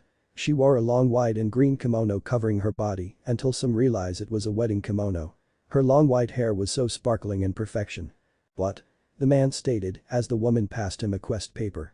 A rank, who can kill the monster terrorizing my village will be rewarded with. Wait. Gray looked over the paper and blushed. My. He repeated the words as soon Makarov was about to speak. My virginity and myself. The woman stated as she used a fan to cover her snide smile. Now I repeat, where is my husband? You know what? Kana started as she looked at the broken window. Before smiling, he went back to his counter, which is licky a year away. She smirks as the woman looked heartbroken. Should have slept in the gutters, Naruto stated as he walked on the streets, shopping for food while he did the mission. Successfully killing these rare beasts without problems, the woman of the village offered herself to Naruto in more ways than one. Still, at least I got away from that woman. I am not ready for that. He shuddered. Hey. The blonde turned to see a pink-haired teen walking towards him, looking down the produce. Naruto spoke. Natsu, did you save your friend? Yeah, he's safe and sound. Natsu grinned. It was easy too. Good, the rave master said, sniffing a tomato and smiled at the ripeness.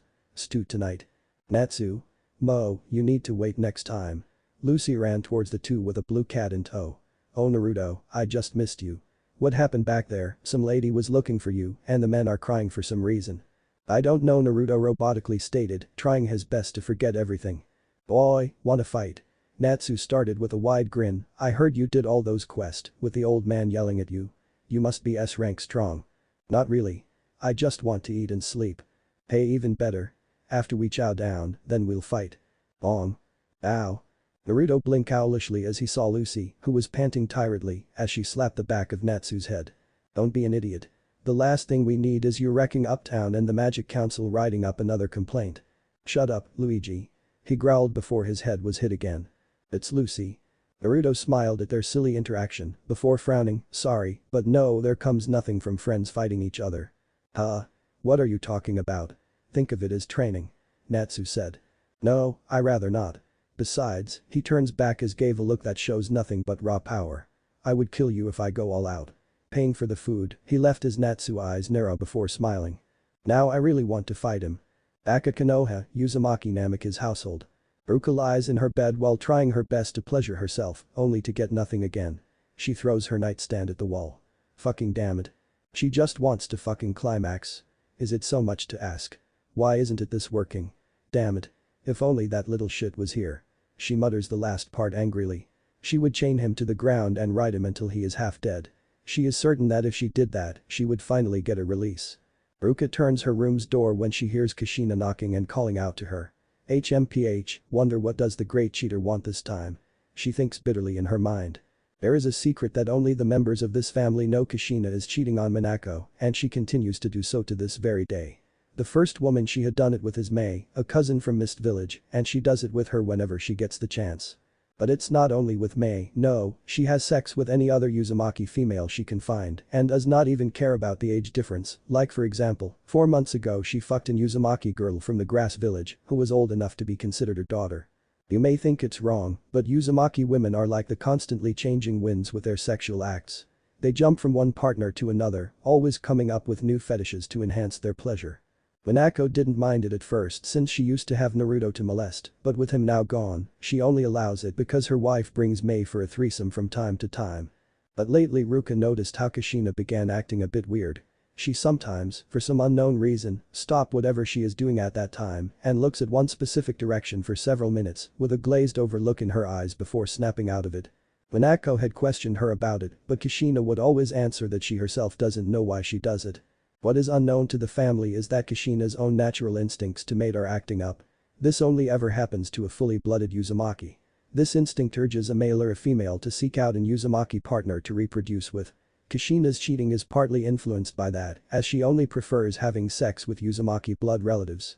At first, this instinct within Kushina was dormant since her original home village, Uzushiogakure, was destroyed and every Uzumaki male within it was killed. When Kushina married Minako and later gave birth to Naruto, her Uzumaki mating instinct began to slowly awaken since a male with some Uzumaki blood in him was present, but now that he is gone, the instinct has fully awakened and is demanding Kushina to find him.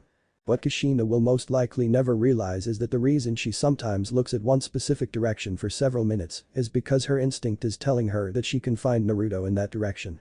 Ruka, you need to go to your mission, Kushina says in a cheery tone. I fine, not like I have anything to do here. HMPH. Ruka snorts and walks past her mother who has entered her room. As always, remember to keep an eye out for our wayward son. She says angrily. Like Minako, Kushina considers Naruto to be nothing more than a servant of the house. Naruto should have been grateful that he was even allowed to be their servant, as many other people would give up anything so they could be in such a position. I swear, if ever get my hands on that brat, I will put seals on him that will never allow him to disobey us ever again, and once he is punished enough, I'm going to put a dog collar on his neck to always remind him of his position. Kushina mutters angrily to herself. Unbeknownst to her, part of those words are again influenced by her Uzumaki instinct that is telling her to not only find and mate with Naruto, but also to ensure that he never runs away again. But also. A small purple eye was in the corner of the room, glowing as it was pleased of what it has created among the females that wrong Naruto. Chapter end. Chapter start. A certain smell suddenly woke up all the females who lived in Fairy Tail. Kana, who first got out of her room, continued smelling the new odor, gracing the dorms. It was something that made her drool. Was that chocolate chip pancakes? She questioned as the drinker looked around as soon more of the girls started leaving their rooms and tried to find the source of the delicious sweet smell. She saw her neighbor to her room, slim young woman of average height with straight pale lavender hair set in a bowl cut-like style, with her fringe covering the left part of her forehead and the right side exposed. She has also been seen sporting longer hair in other instances, with 2 bangs framing her face and her forehead being covered by her fringe. Lucky Olieta, the woodmaker mage of Fairy Tail. I smell chocolate. Where is it coming from? Kana asked as the girl she saw just shrugged to show her answer. But the door across from the other side opened to see Murahin walking towards them interrupted both. A clear smile of sweet-smelling treats making her tummy growl in hunger of fried food. Ah, chocolate chip pancakes. I want some. A dark-skinned girl sporting an orange cat hat has just kicked open her room door. She is Chiko C. Hammett, the daughter of the man who owns Fairy Hills, living there for a smaller amount of the rent. Following this loud awakening, the other girls started to leave their rooms one by one. The last one who came from Chiko's room sniffs the air as well. I smell pecan waffles too. She was a rather young, petite teenage girl of a slender build. She has light shoulder-length hair, dark eyes, and cheek marks. She wears a revealing striped black dress matched with long striped gloves and long striped shoes, shaped like an animal's feet. Over her striped gloves, she wears another pair of gloves. Light gloves with dark symbols on them. She also sports homemade accessory horns, one on each side of her head. She is Mickey Chikentager, another member of Fairy Tail and a roommate of Chico C. Hammond. They all agreed when looking at each other to keep quiet. I think it's coming from the lounge. Marahan pointed to the main living room where the kitchen was located nearby. All of the girls and Kana crept their way towards the lounge of the girls' dorms, and when they peeked around the corner, lo and behold, there was Naruto cooking pancakes and waffles. There were even plates of scrambled eggs and crispy bacon, along with toast, muffins, fruit, each having a glass of milk and orange juice. Who would have thought that the girls would be given royal treatment to breakfast early in the morning? The young man smiled before turning off the heat, with his magic as he was using it as its source from the start. Yosh, all done. He nodded to himself before going to the kitchen sink to wash his hands. After drying his hands with a clean towel, he called out with a loud voice, "Hey, holy mother of Luca." The young former rave master stated with a surprised yell as the girls were already behind him, thankfully at the table and not in the kitchen. "Sorry kiddo. Couldn't help but wake up to the smell." Kana grinned widely, mostly at the amount of food. "Why, you're all up already?" Naruto stuttered before trying to recollect himself. This is why he made the food. "I wanted to apologize for leaving here because of the party." The girls all looked at each other slight surprised. The bikini-wearing women winked at her neighbor. "Don't sweat it cutie, we just thought we scared you." This made Naruto release breath of relief at that. Thank you, so anyway I made breakfast. I did some shopping yesterday. Oh no. What was that?" Kana quickly questioned as she swore the oven behind Naruto moved slightly like it was animated. "Nothing," he said, taking a step back to lean on it. Anyone need syrup?" The blonde reached out a bottle of sweet sticky liquid. No. The girls nodded as they moved forward and it turned causing Naruto to move away to get away from the large group. The drunken woman pulled down the door and… "Oh no." Dhhhhh. Kana sat on her behind as she saw a living melon with eyes and a mouth on it. "The hell is that thing?" "Oh no, melon." The woman poked it as it jumped back, or at least it tried, as it was stuck between the metal shelf inside. "Why does it keep oh no saying that?" she said, no longer frightened but just disturbed at the sight of it. The girls looked at the thing. It was a melon, watermelon to be exact. But it was no ordinary watermelon. "Hey, I know those." A blue-haired girl said, pointing at it before pulling out a book. "Yup. Just as I suspected. That's a rare oh no melon." "What melon?" "Levi, what are you talking about?" the drunken girl asked, confused, with a raised brow. "It's one of the most delectable pieces of fruit in all of Symphonia. The kingdom that was torn apart by criminals and hatred until the king, Lucia Rarigroove, returned and saved it. I heard that they produce a lot of stuff that many counties, including ours, allow trading to happen with low taxes for shipments. Basically Rarigroove has been doing extremely well from what it was once." The blue-haired girl stated, not seeing Naruto smiling at her for saying that. "But why is it here though?" "No, the better question is why is it speaking and blinking?" Kana jabbed her thumb at the thing as it did blink before saying oh no, but more calm than before. She then looked to the boy. "Did you have something to do with this, Naruto?" "Yeah, I was going to make a fruit bowl with it," he said as the fruit started to sweat as it heard that, as it shivered in its spot. "But I thought about drilling a hole to collect the juice instead, or maybe freezing, then smashing a hammer on it for makeshift ice for drinks." "Oh no," it said, struggling until it popped out of the oven and bounced to the table, thankfully not messing up the food. "Oh no, oh no," it repeated before flinging itself towards an open window. "Oh no," it said, turning back. It realized one thing: the floor they were in was on the second floor. "Oh no." Splat. "Oh man." Naruto rushed to see the horrifying remains of the fruit on the patio. "Why do they tend to be suicidal when I get them?" he questioned softly, as the swordsman never understood why they kill themselves when he wasn't looking. 100 joules down the drain again. "I mean, you technically were going to kill it to eat," the blue-haired girl pointed out. "It deserved to die, Levi," Kana said, still grossed out on talking fruits. "Amen to that." Naruto agreed before sighing. Quick question, are there any jobs near Symphonia?" "I don't see why there shouldn't be any." "Why?" Kana asked. "Because I need to get more oh no melons, fresh as they tend to dry out when taken out of the desert." He then raises a finger. "Yes, I know the oddity in that reason, but it's talking fruit." None of the girls questioned him as the answer pretty much was convincing. "You've gotta be kidding me," Kana deadpanned with a sweat drop. "Why?" Naruto turned back to look at them. Thump. Nearly all the women blushed as the way the morning light glistened on his body. He actually looked more like a prince than his androgynous looks usually does. "Because I wanted to eat one with you all," he scratched his cheek in slight embarrassment. Zoop. Kana grabbed his hands, totally missing his somewhat comical horrified look. "Then let's go," she said, far too engrossed in her sudden flare of hormones taking over her mind. "BA? BHHHHH." The other girls looked shocked at their guildmate. Levi then came up from behind her. Kana, the kingdom of Rarigrove are in desert locations and the queen limits drinking for adults by age. That means they have to drink responsible to the point it's even enforced. You'll never make it. You can't go a day without downing a barrel. So? What do you mean so? The blue-haired girl said in astonished. She remembers Kana nearly binge drinking enough to kill herself when being stuck in the desert last month. So, I'm going either way. And I'll be damned if I fail this as a member of Fairy Tail. You so want to get into his pants.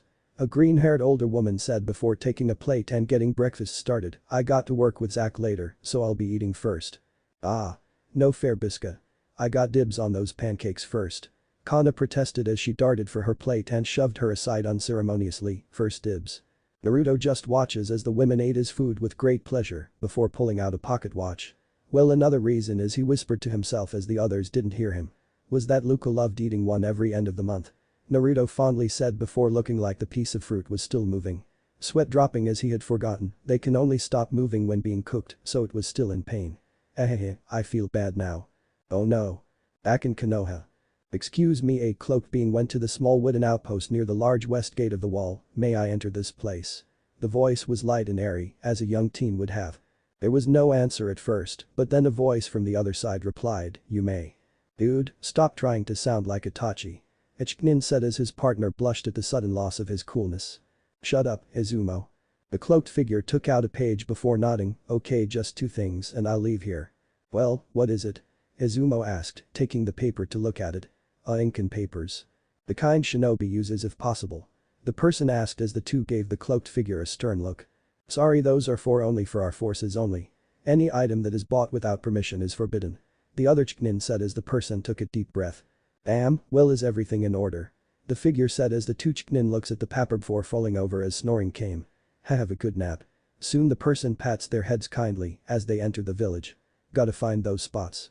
The hooded person smiles before she was suddenly turned around to see an incoming fist. And hit the floor, quickly losing consciousness. All in all, the plan was working. Fairy Tail Guildhall. Oh no, melon gathering.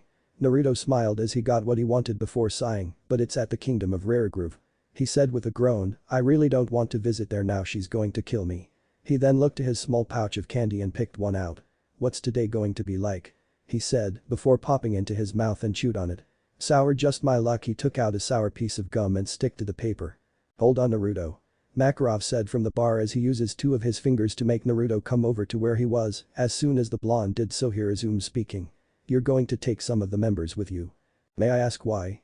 Naruto asked in return as he seems to do a perfect job last time. Granted, he escaped before the woman can make him and her do the naughty nighttime tango. But the only thing that was ruined was his outfit. Thank the rave stones that he had spares. You're not quite ready to go on missions on your own. You'd need to be an S-rank mage if you are to survive by yourself. Makarov explained. Please understand. The last thing we need is something happening to you and not returning for such a long time. Naruto gave him a stare as he placed a hand on his hips, not realizing some girls were checking his ass out when he did so. Makarov finally sighed, okay, I want you to teach them not to create chaos. You are the only one to not destroy anything. I already have enough complaints with the Magic Council as it is. So take Elfman and Kana with you.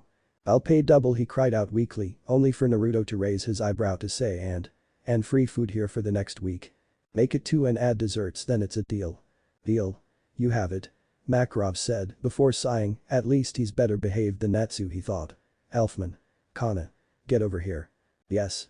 The dark-skinned man said, leaping over to the 2 were at, as did Kana, dragging a barrel of her favorite wine. What's up, master? Elfman said as he saw the man gesture Naruto. You will accompany Naruto to Rarigrove Deserts. He said, showing the jobs paper, a standard water. Oh no, melon that. Makarov rolled his eyes at Naruto's nitpicking nature, gathering, but I fear that one person shouldn't go by themselves for the desert and another for those melons are tricky to catch, so don't try anything drastic. Yes. Elfman roared as he gave a manly smile to the smaller elderly man, I shall help my fellow and weaker guildmate. Just for the record, I can bench press 200 whoa. Naruto shouted as Elfman grabbed him and Kana to rush out of the guild hall, all the while making Naruto cry waterfall tears on his body being easily pushed around. That was not fair, man. Soon enough, Naruto was talking to the male ticket buyers as he bowed, thank you very much. He brightly said to head to his 2 teammates with their tickets, we gotta head to the edge of the nearest port before taking a short trip by boat to reach the corner of the desert. Naruto explained the situation as Kana whined loudly at the length of the trip. But Naruto tilts his head to give a charming smile, but guess who got the first class? He said, showing them their tickets were high class. Oh Naruto, you shouldn't have. Kana smiled. It's just a few thousand jewels. Naruto said simply, as if Kana's flirtation wasn't even on his radar. Then again, I feel responsible for you two coming, so I wanted to at least lessen my guilt. He truthfully stated as the two looked surprised at his words. Oops, did I say too much again? Bad habit, the rave master admits as the two smiled and pat his back to push him in the train cart. Be a man and enjoy your company. Elfman loudly boasted as they enter a rather luxurious looking room, as if it was a hotel than a part of a train. Dang, this place makes any place look manly. It's just a room nonetheless. Naruto waved off before heading to an honor bar and pull some drinks, mostly sodas and few beers for Kana. Besides, we're not staying here long. Oh come on, I wanna drink all the good stuff here. Kana whined. Are you paying for the overpriced stuff? No, but you get what you get. Naruto warned the drinker as she paled and was slightly aroused by his commanding tone, if she had to be honest. I hate spending on things I can get for cheaper.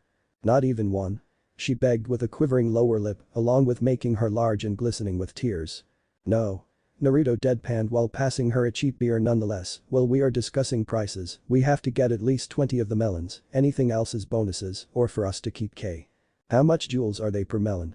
Elfman raised an eyebrow as Kana starting to drink the contents of the canned beer she was handed. I spent 100 just on one, but this is fresh as possible. The way to harvest them, Naruto answered. So 20 of them would be worth 200,000 jewels each.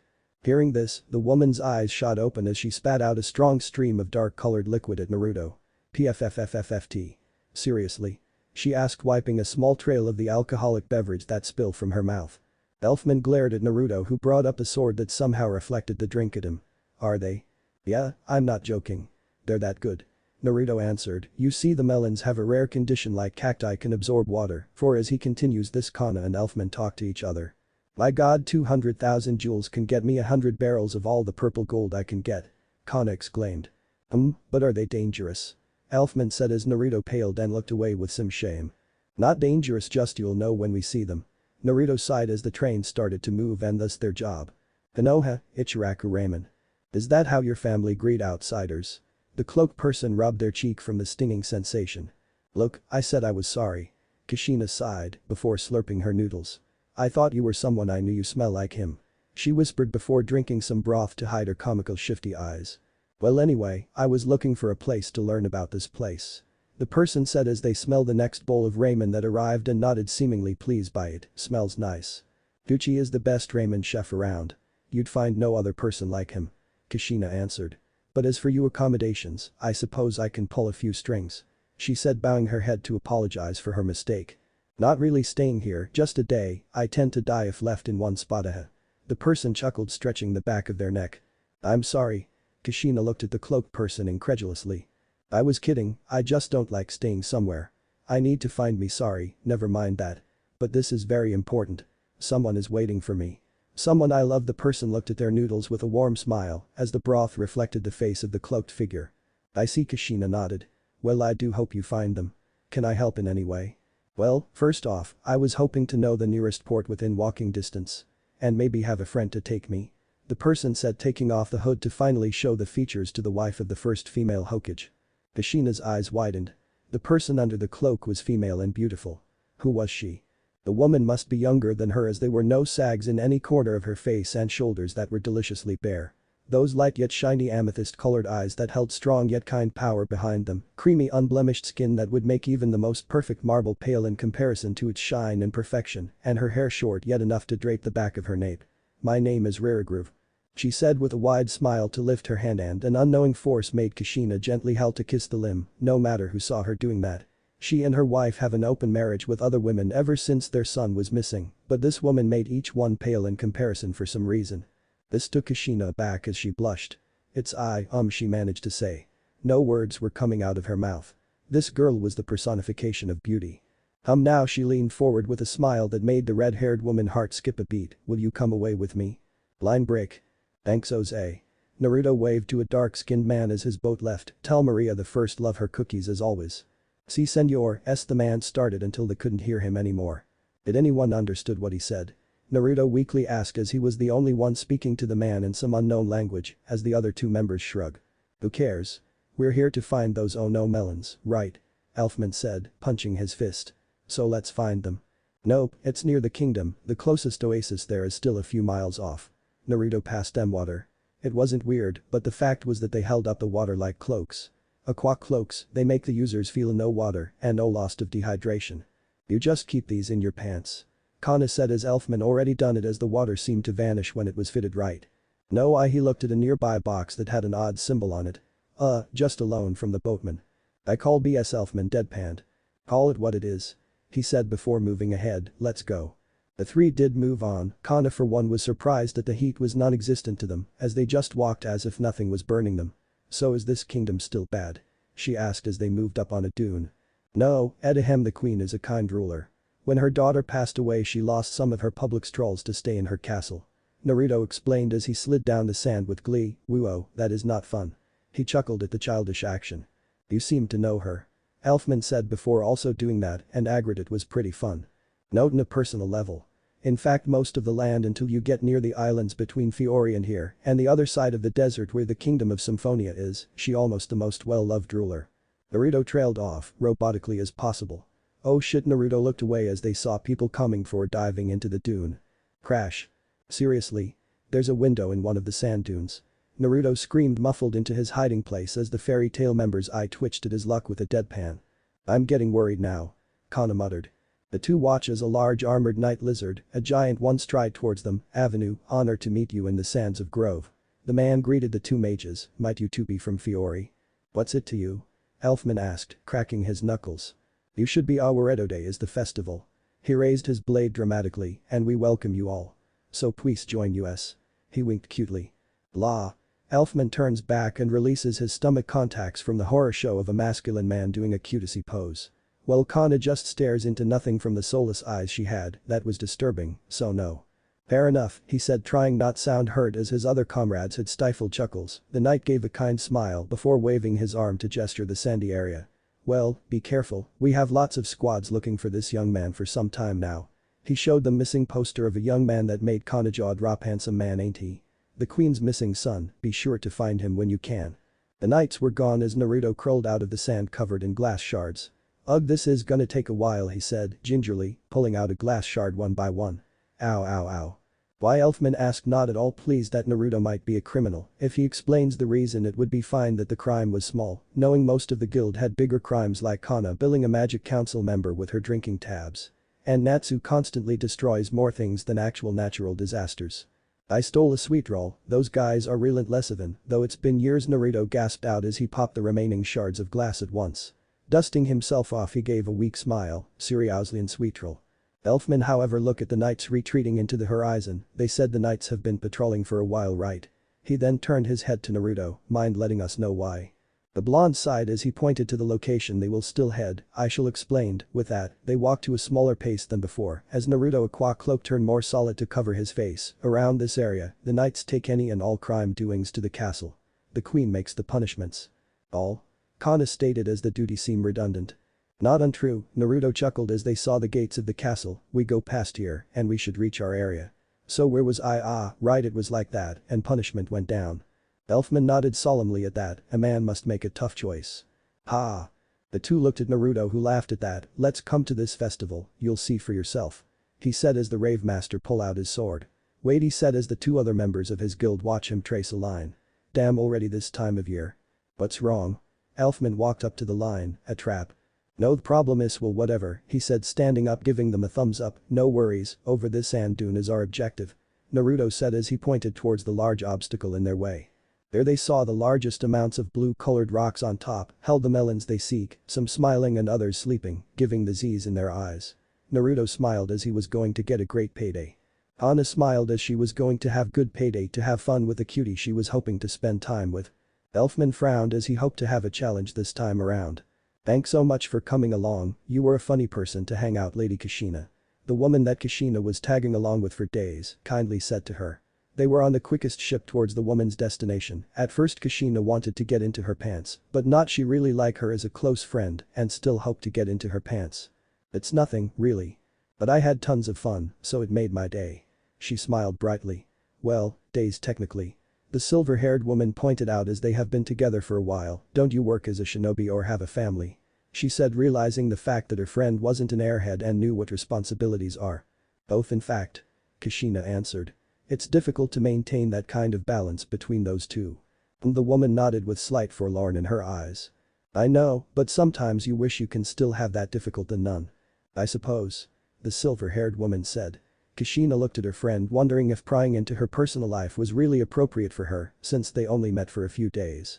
But she watched as the silver-haired woman grabs onto the railing, then places her elbows to grab her chin. My son is missing. The woman said looking at the ocean that they'd been staring for hours. I think he hates himself. She started to continue, her pupils looking downward for a quick moment, no longer registering Kushina. All because I was too stubborn to visit my daughter who left without as much as a goodbye. The woman softly whispered as Kushina couldn't help but place a hand on her new friend's own. I'm sorry to hear that. Kushina said.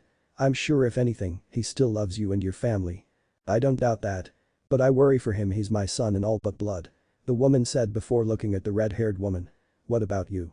Got a small family like me, or your husband can't keep it in his pants? Kushina blushed before huffing, I am not straight. I am happily married to a wonderful girlish woman that is my wife. She said, ignoring how oddly hollow that sounded to her. PFFT. Seriously? I thought you'd be beating your man with stick, wait a minute, if you're married and your wife is a girl, duh, on that part. Then why do you have children? The woman placed her hands on her hips before paling as Kushina got a dark smile on her face before whispering something to the silver-haired woman. In 3 seconds the woman's face became slightly red. In the next 5 seconds, she lost her composure and looked startled as she quivered at Kushina's detailed explanation. And the last 5 seconds, which felt 5 hours, made the woman totally red as Kushina friend's oldest daughter when she meets with her son. It was kinda cute to see a proud and honest woman become so baffled in a moment from her telling her little jutsu that she and Minako made to have fun. Why you actually? MHMM. The silver-haired woman felt numb and was about to faint right then and there. I bet the entire village had a massive bloodbath. Well, the males in the shinobi and civilian councils did. Kushina gave a smug smile about that little victory. Even Danzo couldn't help but cover his nose. But yeah, we were going at it. We find every excuse to do it. Angry sex, makeup sex, afternoon sex, sleeping sex, you name it. And we got so many daughters because of it, 3 sets of twins. 3 sets? The silver-haired woman gawked. Yup, barely a month after we got married we got our first set of twins. Keet and Ruka, then we made sure not to keep it in when she creepies Kushina. Right, sorry. The red-haired woman raised her hands when the other woman pulled out an axe to keep her silent. We got our other 2 girls, Suri and Tsuki next as she stopped short as the fact that her missing son still brought back some bitter memories. The next girls are my youngest Miyuki and Shiki, they just started on becoming Chiknin. She said as she explained the system of ranking to her friend. Wow, big family and no males. The woman giggled at the thought of an all-female family. My husband would have run from the hills, he could barely handle me and Luca by himself. Oh, you're married, Kushina said as she went cold. Crap, she was going to seduce a married woman. Actually no, I am a widow. My husband passed away before my daughter, so I am alone. She said, not one sounding weak or saddened by her words. I know the 2 would slap my cheeks and told me to buck up. I see. They must love you a great deal. They did. The silver-haired woman smiled softly. Although not as much as your wife, how are you not in a wheelchair popping out all those little tykes? The woman teased Kushina, who blushed as she playfully punched her new friend. Oh, stop. It's going to be your turn. Ahahaha, wait, what? Okay, so that's going to be more money than I need. Naruto said as he looked behind himself to see dozens of the melons following him and his friends. How the hell did you get them to follow you? Kana said, astonished by the number. Oh. The 2 smiled weakly as some of the melons weren't bouncing like the rest, rolled gently to keep Elfman's slump body from not moving so much. I didn't think I would lose to fruit. This is why I told people not to mess with these things, they gang up on you if they see hostile forces. Naruto chided, lighting at the man who started to attack the melons, only to be pelleted down by them, leading his defeat. The 3 saw the gates of the rare groove. Naruto took a breath as they reached the closest guardsman. Halt. He said, turning to the Fiori group, showing them he was blindfolded, earning a sigh of relief from Naruto. Identify yourselves. Oh, we're from Fairy Tail, it's a guild in Fiori. Yes, we once had others came here from your country. The guardsman said, despite interrupting Kana, he still had a tone of respect. The card user nodded as she took out a piece of paper. Not sure if you can read this, but it's fine, I can use magic to feel the words. The man said as Kana passed him the paper and nodded, watching his finger glow as he touched the paper. Ah, the oh no melon, how many do you have? About 50. Elfman said, getting up from his spot as the guardsman shuffled his feet in slight worry. We only got enough payment for 40 melons, oh hold on. He said, taking out 3 cards. Most of the guards were given this as a fun pastime, but sadly I can't really enjoy them. Given this, he pointed to his blindfold, these allow you to go the festival we're having free of charge and even get you to see the big dance this year. Dance? Kana said as the man nodded.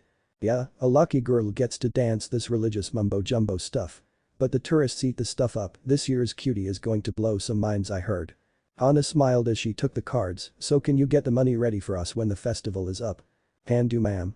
He saluted as the woman moved ahead, as did Elfman, but the last one looked down before following them. He didn't really plan on coming this early. Whoa.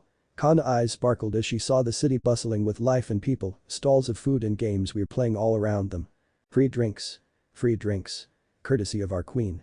The woman couldn't react fast enough to grab a mug that the person was holding before smelling its contents with a satisfied moan of pleasure. Wine. She muttered before sip. Hey. She looked into the mug to see it was all gone. Haha, look at the newbie. A man on the streets with a red flush said, hey, you gotta keep yourself calm, otherwise you can't remember you drank it. Anna smiled as she had remnants of the booze she had, and it was good, and that was the aftertaste. Before she was about to get another one, she saw Naruto getting one and passing it to her. Here. The woman blushed as his sincere-looking eyes meeting hers. Thanks, she muttered, oddly meek to meet his gaze. But soon lost that thought as the sweet yet savory drink was flowing down her throat. Damn, this is so good. The cute boy, a great drink, and lively atmosphere. What more can she want? We got a problem. The two watched as they say a night screaming in the middle of the street. The dancer was injured, so we are unable to do that dance this year.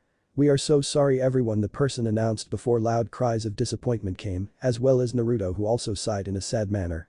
Man, I was kinda hoping to see one more dance. I always loved watching the dancer doing the Mater magic effect work. Naruto said as Kana nodded for remembering something. Naruto did have a rather odd way of moving when getting those melons. Then an evil yet smart idea came into her head. Naruto, at dress eyes are you? The male eyes widened in horror before he could stop his brain from speaking. Size. No way. Kushina said as they finally docked in the nearest land possible. You mean that you live here? She pointed at the sandy area all around them. That's so dumb. Hey, I don't literally live in the sand. I got a place nearby. She said, pointing behind her back on where her life was usually at. Anyway, I hope we can meet up again, Miss Huh. Wow, for a week I did not ask for your last name. Wow, she said with a slight blush on her face, or give you my name. It's quite alright. Kushina assured. I suppose when you're hanging out for so long, you forget about everything else. Well anyway, tell your full name and I will tell you mine. She said, scratching the back of her head. It's kinda how things work here in the western side of the world. Well, it's Kushina Uzumaki. She said, making sure to use her first name. Uzumaki? The woman said, taking a step back from the red-haired woman. What is it? Did I say something wrong? You said your name is Kushina Uzumaki. Her eyes back like steel, almost ready to pierce Kushina's head if needed to be. She turns around and spoke, never come near me again. She orders before moving to the desert. Wait, what? Kushina jumped back at the last second, pulling a kunai when she saw a red flash, to see a large area of the sand turn to glass. Hey, I thought we were friends. She said, getting angry that the girl she wanted to sleep, then befriended due to their little trip, would became so aggressive until she saw tears in her eyes. You hurt my son, I won't let you ever near him again. I swear on the name Rarigroove. She said before running towards the sandy wasteland as Kushina only could reach her until she was out of sight. What just happened? Kushina said, wondering. She stopped before her head unconsciously tilted toward where the woman was heading. Until a shadow appeared next to her as her head felt clear. My mind is muddy. I really hope she can explain to me what has happened. She said before looking at the shipowner. Hey, that desert, it has a town or village, right? She asked, knowing that the woman was heading to a place of civilization. The man nodded. Yes, the kingdom of Rarigroove. It's not too far if you lightly dressed and prepared. I reckon that woman knows her way around as she has been asking me for rides since her son was missing. The sailor stated as Kushina nodded before quickly taking out some paper in case she had to summon her allies to tell Minako of emergencies. Can you find a way to mail this to her? I want to apologize for what I did wrong. Of course. The shipowner said, taking the paper. Is there anything else you want me to do while you're here? No, I guess just take me back home. She kindly requested as the man began to adjust everything for the trip. Kushina once again turned back in the direction where the woman was heading, but it felt like something else was there. Someone she needs to be with. Kushina lately notice, for some unknown reason, stop whatever she is doing at that time and looks at one specific direction for several minutes with a glazed over look in her eyes before snapping out of it. Minako had questioned her about it, but Kushina would always answer that she herself doesn't know why she does it. What is unknown to the family is that Kushina's own natural instincts to mate are acting up. This only ever happens to a fully blooded Uzumaki. This instinct urges a male or a female to seek out an Uzumaki partner to reproduce with. Kushina's cheating is partly influenced by that, as she only prefers having sex with Uzumaki blood relatives. At first, this instinct within Kushina was dormant since her original home village, Uzushiogakure, was destroyed and every Uzumaki male within it was killed. When Kushina married Minako and later gave birth to Naruto, her Uzumaki mating instinct began to slowly awaken since a male with some Uzumaki blood in him was present, but now that he is gone, the instinct has fully awakened and is demanding Kushina to find him. What Kushina will most likely never realize is that the reason she sometimes looks at one specific direction for several minutes is because her instinct is telling her that she can find Naruto in that direction. "Naruto, are you there?" she said longingly until the shadow returned as an eye was now visible, glaring into Kushina's backside as the woman's face of longing turned into a bitter one instead. "I will drag you back the next time I see you," she growled, turned back to barely miss the shadow as it single seemed to be pleased with the result. Anna and Elfman mouths dropped from watching Naruto walk towards them inside the stage where the curtains hide in the back. "Okay, if I had you now then you before you wore that. We would have to take a week in a hotel before we get back home," she suggested as Elfman didn't register it, "cause you are really clicking all my buttons in the best way possible." I didn't need to hear that. Naruto blushed, his right hand clutching his left arm from the embarrassment from his guildmate words. "It's humiliating enough as it is."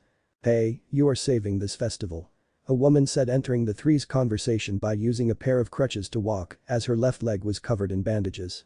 "And surprised that your girlfriend is my size and even cuter than I." She nodded to Kana, who gave her a thumbs up while Naruto had a comical wait that said girlfriend hitting his head. "Thanks, she is too shy to see it sometimes."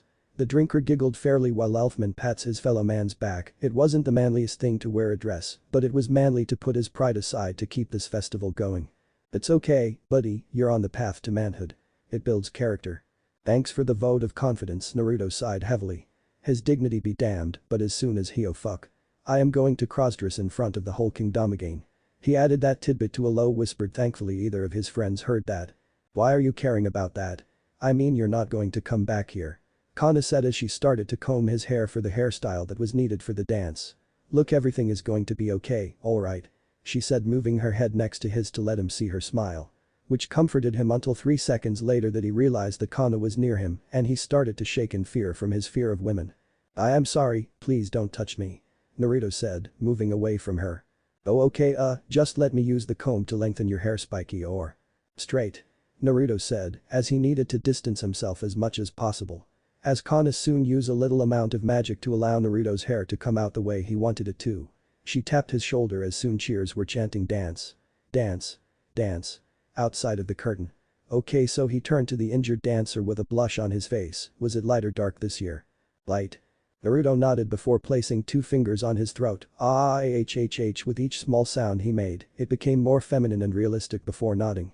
"Take your seats," he ordered as his voice was the perfect mixture of royalty and mysterious that only captivates their hearts.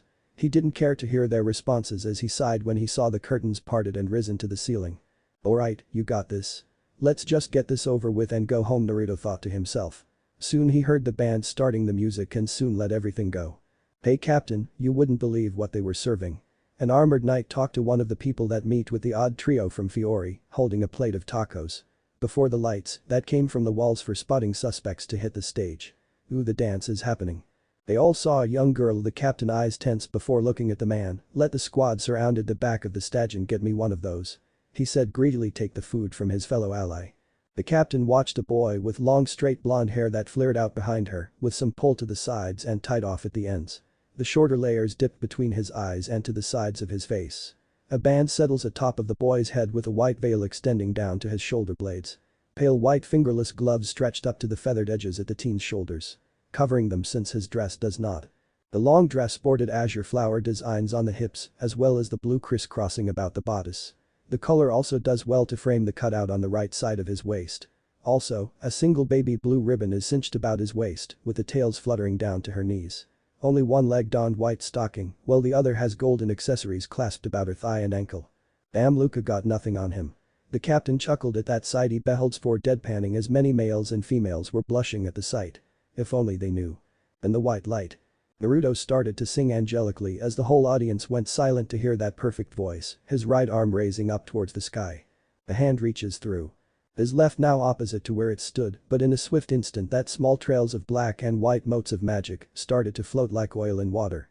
Fluid yet never fading away. The double-edged blade cuts your heart in two. Soon he began to slowly move his arm around, creating more of the dual-colored energies, soon spinning in place as singing continued without a single mistake. Waking dreams fade away, embrace the brand new day. He took a step forward, spinning once more, as he knew it was time for the big moment. Shifting the energies to move in front of him before walking towards it to cover him in mesmerizing sparkles. He smiled as the whole kingdom and his team was in awe of his dancing. Sing with me. His voice boomed out as energy started to take form of another woman, but the shape was very familiar to many, from the dress to the hairstyle. Naruto leaned forward, as did the shape, to gently grasp each other's hand, and both sang out the next line. The song of birthrights and love, the light shatters to the skies above. The two spun and soon started to float into the air as the duo began to shift around each other, gently mimicking each other's moments while gazing lovingly at each other. Dawn breaks through the gloom, white as a bone. As the two separate from each other's holds, the whole sky was flooded with blue flames as Naruto floated down as the other shape was ascending to the heavens. Lost in thoughts, all alone. Soon when his feet touched the ground he fell to his knees, eyes glistening from the song and the subtle pain of what he did. As the song pans out. Holy hell, that was perfect. Kanas shouted at the whole experience and soon was followed with dozens of agreeing on voices. Encore, encore, encore. She chanted before everyone else also joined in, but dark, dark, dark. Naruto blushed as he didn't want to perform that well before nodding, looking at the band and making a circle with his finger. He had to do it or else the mood will be a ruin. Soon he heard the band's tiny sets of drums being played expertly before smiling in a very dark sense. Hana's heart nearly leaped from her heart from watching Naruto's gentle act, becoming sensually given his smile that made her resist the urge to lick her lips, watching his shoulders roll with each beat. As he raised his hands, this time to frame his face, and his voice moaned out the words. Embrace the dark you call a home. He tore apart his hands quickly as he started the song, before moving them around his body erotically before he stomped to each beat perfectly. Gaze upon an empty, white throne. With the last stomp, he used the energy of it to wiggle his legs to his whole body in the shake to captivate the audience, before winking at them. Then moved his hands to cross them to capture his face, as the energies, this time in gray, were moving erratically from his fingertips. Then ripping them away once more to watch as the energies make another form. A strong and masculine teen holding a dark like a blade. A legacy of lies. He sang as the being was now attacking the energies that were about to attack Naruto, almost scaring the audience to scream before the gray energy being slashed down. He raised his hands as he cocking his hips in perfect timing with the beat once more. To end it, he brought them down together clockwise to make more enemies for the man to fight. A familiar disguise. He raised his hands as he cocking his hips in perfect timing with the beat once more. To end it, he brought them down together clockwise to make more enemies for the man to fight. Naruto gave a dark grin as his voice shook the whole world for his next line.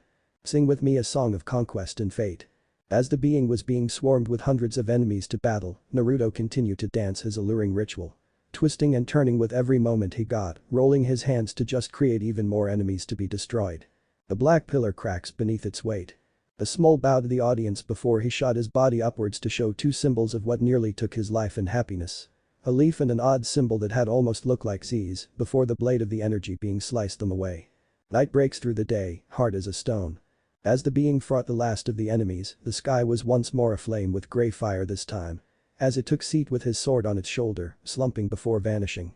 While Naruto danced happily, moving his hands to his hips and turned once more. Lost in thoughts, all alone. As the music died down, he placed a single hand on his chest where the necklace the dancer gave him glowed brilliantly. He threw his hands up as he fell to his knees once again with a strangely satisfied smile. We gotta leave right the fuck now. Naruto said, ripping the dress off the second the curtains hid him, and scream of the people demanded more. I am not doing the last song, it's impossible to hide this body any longer. Sure, Kana muttered dumbly as she had little hearts coming from her head. Yeah. I think she's broken, Elfman said before smiling proudly at his friend. Well, you stuck through it and gave them an encore. Like a man. Yeah, whatever, let's just get the hell out of here. Naruto said until he heard the stage door opening to show dozens of rare groove knights flooding their escape. The group all stopped as the knights surrounded them. Well, thought you can escape from us, eh Naruto? the captain said before turning red when seeing the nearly nude Naruto and turning around. "Men. Let him dress first." Aye. Thankfully he was already donning his clothes as he cleared his throat, knowing it was game over for him. "Damn, was sure to leave before I got caught," Naruto said as he watched as the man walks up to him. When reaching within arm's length they stared into the eyes of each other. Sniff. "Oh no," Naruto balked in horror. "Damn it," taking a step back. "Oh okay, Alois, come down," he pointed to the captain, a knight wearing bright white armored from head to toe. "Hey, mind moving out of the way," Kana said, getting in front of Naruto before the others all got near Naruto as well. She wasn't going to let them stop her plan on getting him a lot better with drinks if they sniff times 20. The two Fiori natives looked confused as the rest all did the same noise, noticing some were about to cry. Wah. Elfman and Kana stood there as 21 tough-looking men all cried and latched onto Naruto as if he was their missing family member. "Why did you leave us? Did we hurt you? We're sorry," was all they heard as they dragged Naruto to the ground, almost eating him alive. The only part of Naruto they saw was a hand reaching for something before it made the thumbs up sign as it was soon taken down too. "Elfman?" Kana said with a wide-eyed twitchy smile. "Yeah?" he asked as his eyes were overshadowed by his horror of watching this odd mission unfold. "Let's never cause problems in Fairy Tail if it means less crazy moments like this, okay? Why yeah. All this for a fucking treat." Kana screamed out, liking a boy wasn't supposed to be this complicated. It was supposed to be something sweet, then a kiss on a cheek, and a few dates later him bending over her and giving the best night of her life. And now they were in the castle of Raregroove after enjoying a rather nice festival and a great amount of jewels for their little mission. Waiting for the queen to show, and she was hoping to show the girls the pictures that she was able to buy after Naruto's singing and dancing.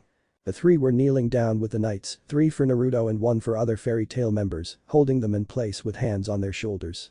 Watching as dark-haired, not mention evil-looking, advisor talking to other knights in rage. "How the hell did it come to this?" Elfman grumbled. "I'm sorry," Naruto said as Elfman shook his head. "Don't worry, we'll get your name clear, but why did they want you?" the man said before Kana smirked. "Well, maybe the queen wanted to hit that," she said before the knight used more force making her flinch in pain. "Hey, lay off," Naruto ordered, surprising the fellow guildmates as the armored figure nodded and lessened his force on the drinker. The woman looked at the two before wondering why that happened. However, that was cut short as a dark growl escaped from the advisor's lips. "Are you sure?" a dark-haired man said, talking to one of the knights who just came into the palace. "Ahem, the queen is late, so I shall pass down judgment." "Ah damn it," Naruto muttered as the man stood before him before gesturing his arms. "Dude, no, please no," he said, closing his eyes as if about to experience the worst wedgie in his life. This was not from fear but in the fact that he will have to live with the shame. "I don't like it any more than you, Lord Naruto, but we both know if she was here. Well, let's get it on." Help the young lord up to his feet, the older man said as the knights, while still keeping their grips on Naruto, help up stand up as the dark-haired man stepped forward. While ignoring Naruto's violent and comically head shaking. "Please don't, come on, ah geez, you're hugging, he's hugging me. Hubert, please let go." Naruto harshly begged as the man gave him a gentle embrace as the Naruto's two allies nearly laugh at this stupid punishment. "Glad to see you're actually getting used to my son Hubert." Naruto's eyes widened as he heard that lovely mature voice, almost a melody of perfected calmness and lovingly tones in perfect unison. Ana's eyes widened in amazement when she saw the woman from behind the two males hugging each other, which she would ask Loki to use her woodmaker magic to try to recreate. To see a lovely woman with ivory silverish hair color, she had 2 long bangs that capture her face in perfect manner. The rest of hair cascaded downward like an ethereal waterfall. To match this, she wore a formal yet elegant ball gown that frames her body well. Her light lavender eyes filled with whimsy that watched two male embrace before Naruto kicked the older man's shins as fell downward. "Whoa, who's that?" Elfman got out. She was even prettier than his older sister. "Did she just say son?" Kana managed to say, wondering why the queen of Raregroove was addressing Naruto by that title. Naruto watched the woman to face stride towards him, with each step befitting of a queen. Gently, yet the pose she had showed that the royal woman wasn't weak. "You are the ocean's grey waves," she sings softly as Naruto features became soft with a smile in the process. "Queen Raregroove," he crosses his right arm across his torso before the woman grasped him. Not at all trigger his fear as he could feel her shaking. Something was wrong, she always hugs him to the point that the knights had to pull her away from him. "I'm sorry," she whispered, hoping her mistakes didn't cause things to affect Naruto. "What's wrong?" Naruto asked.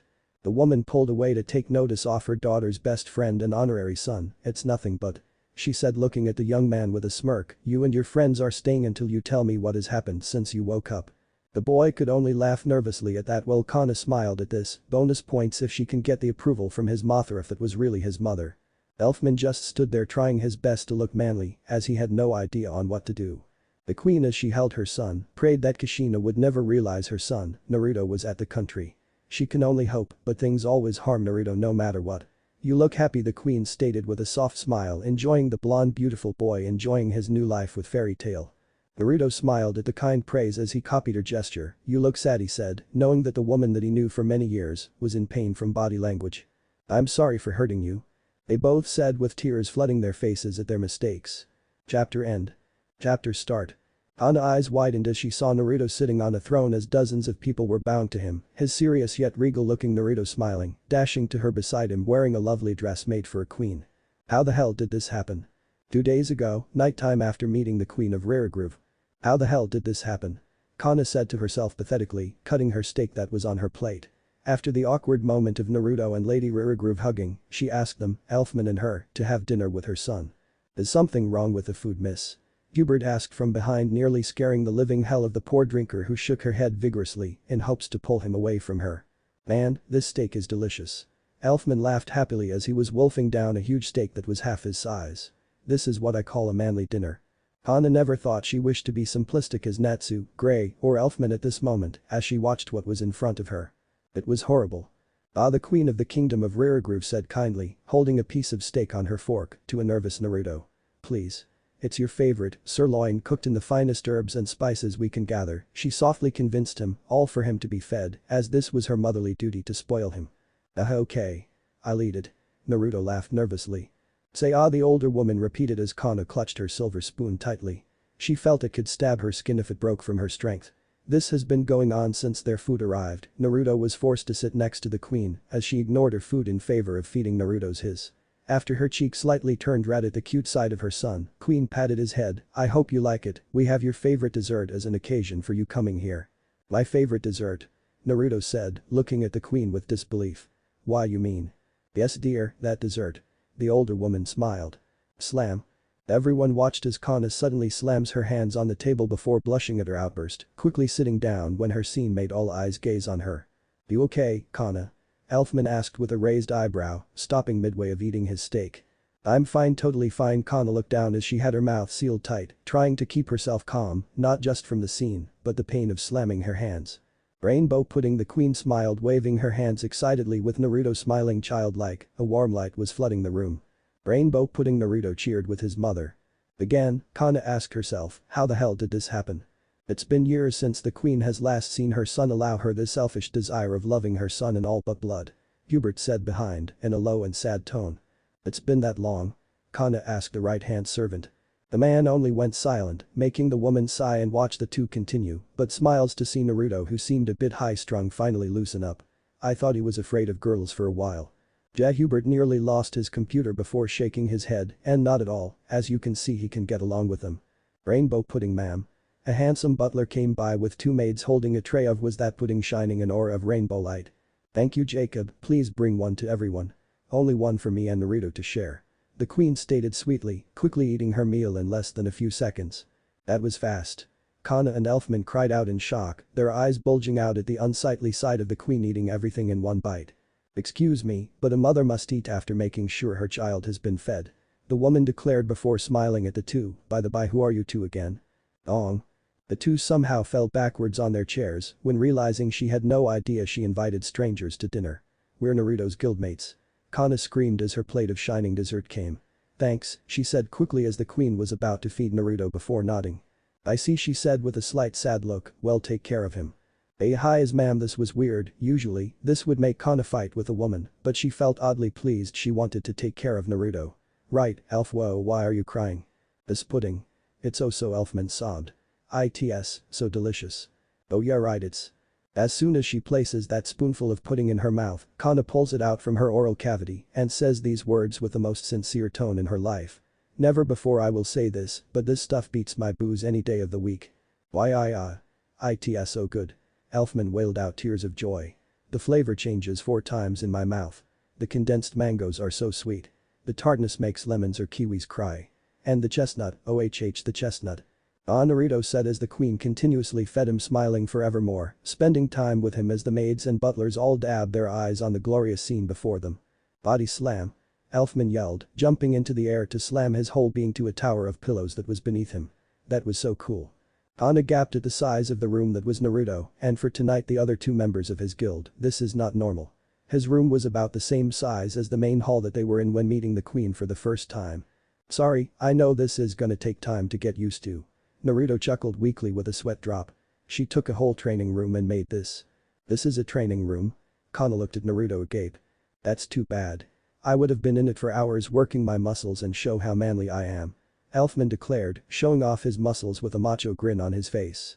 Well, it actually was a training room like 8 or 9 years ago. Naruto smiled as Kana giggled. So you started training at what? You're 17 or 18. No, I'm 25. Thud. Oh, Elfman hit his mark when Naruto's words made him unable to focus on another body slam. I'm sorry, I didn't quite hear that. Did you say 25, 2 to 5? Kana said, before shaking her head. No, that's a joke. I mean you look younger than me. The blonde's eyes became soft and nodded, I'm not lying. I'm really that old. How? Elfman said as Naruto looked at the sky. I was going to die, Luca. He took a deep breath. You saw that wanted poster of me yesterday. The tough and manly looking guy. Yeah, Elfman nodded. But then he thought about it for a moment before his eyes went wide. Wait, that's you. Yep. Naruto blushed as Kana compared the two in her mind. Standing before her was the picture-perfect Bishonen-type boy, but soon another Naruto appeared. Slightly taller with more muscles like that of a legendary hero like his father Haru, a more defined face than a girlish one. That was when I was 14, I believe last time I was here with Luca before it happened. He said, before pointing at himself. And before I got this way. How? The two said, comically confused, but stopped as they saw misty eyes. But it's a long story. One that I don't tell often. Naruto trailed off.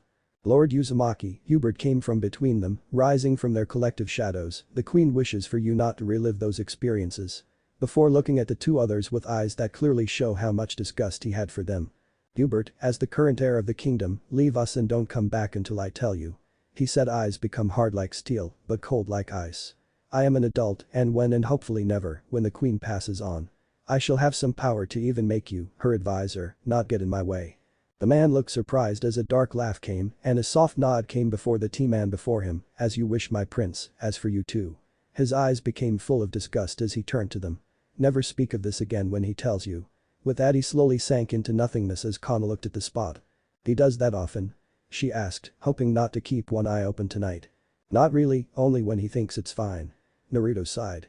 Don't worry though, he'll never bother you like that again. I'll say. The hairs on the back of my neck were standing on end whenever I'm near that guy. Elfman shuddered. Still, the reason I am like this is because I nearly died when I was 15, about 15 years ago.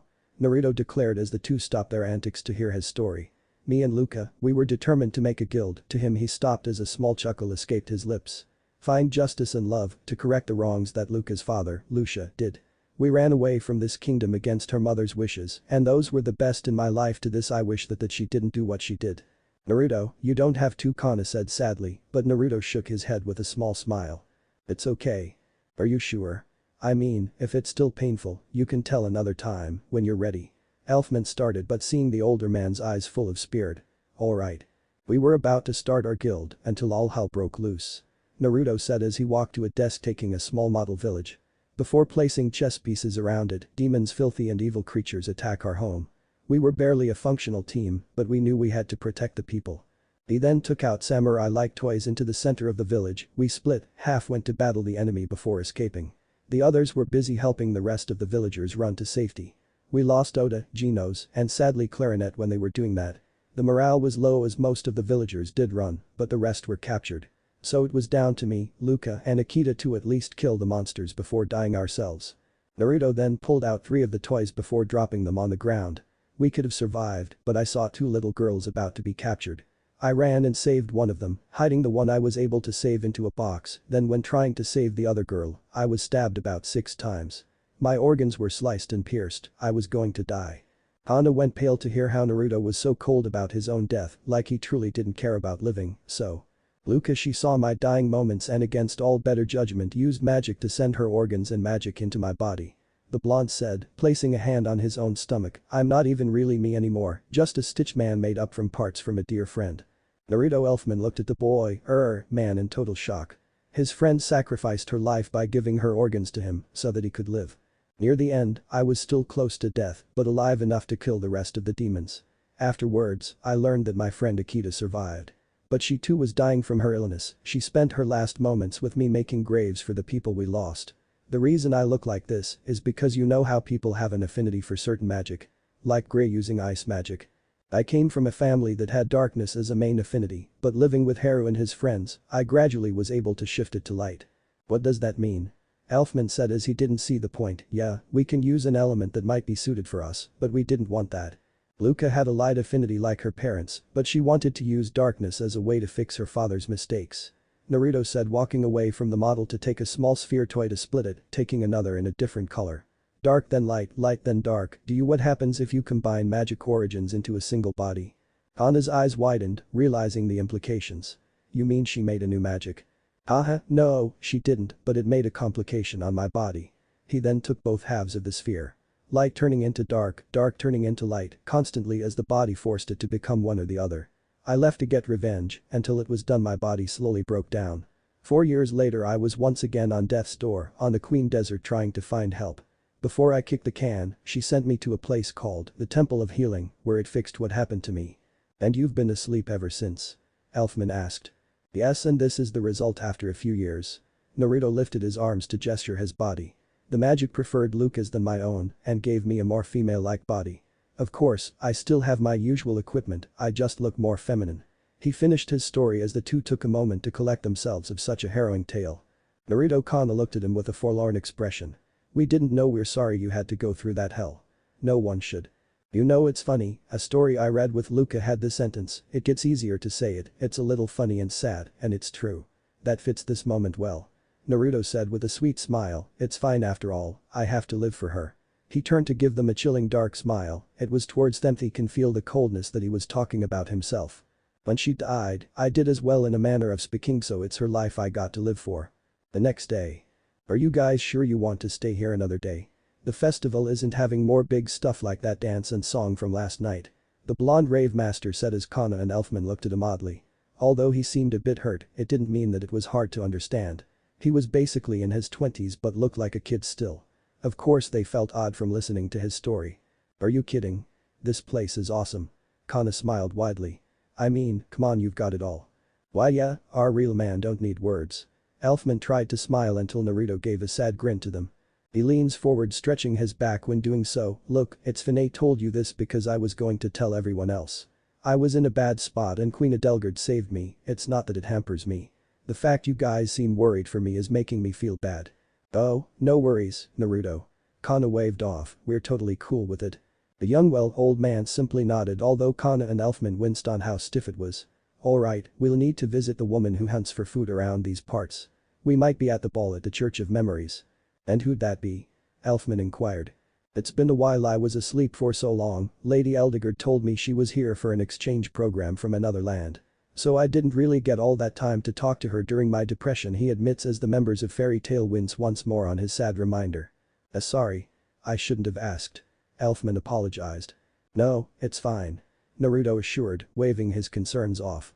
Besides, if I remember correctly, she should still be there.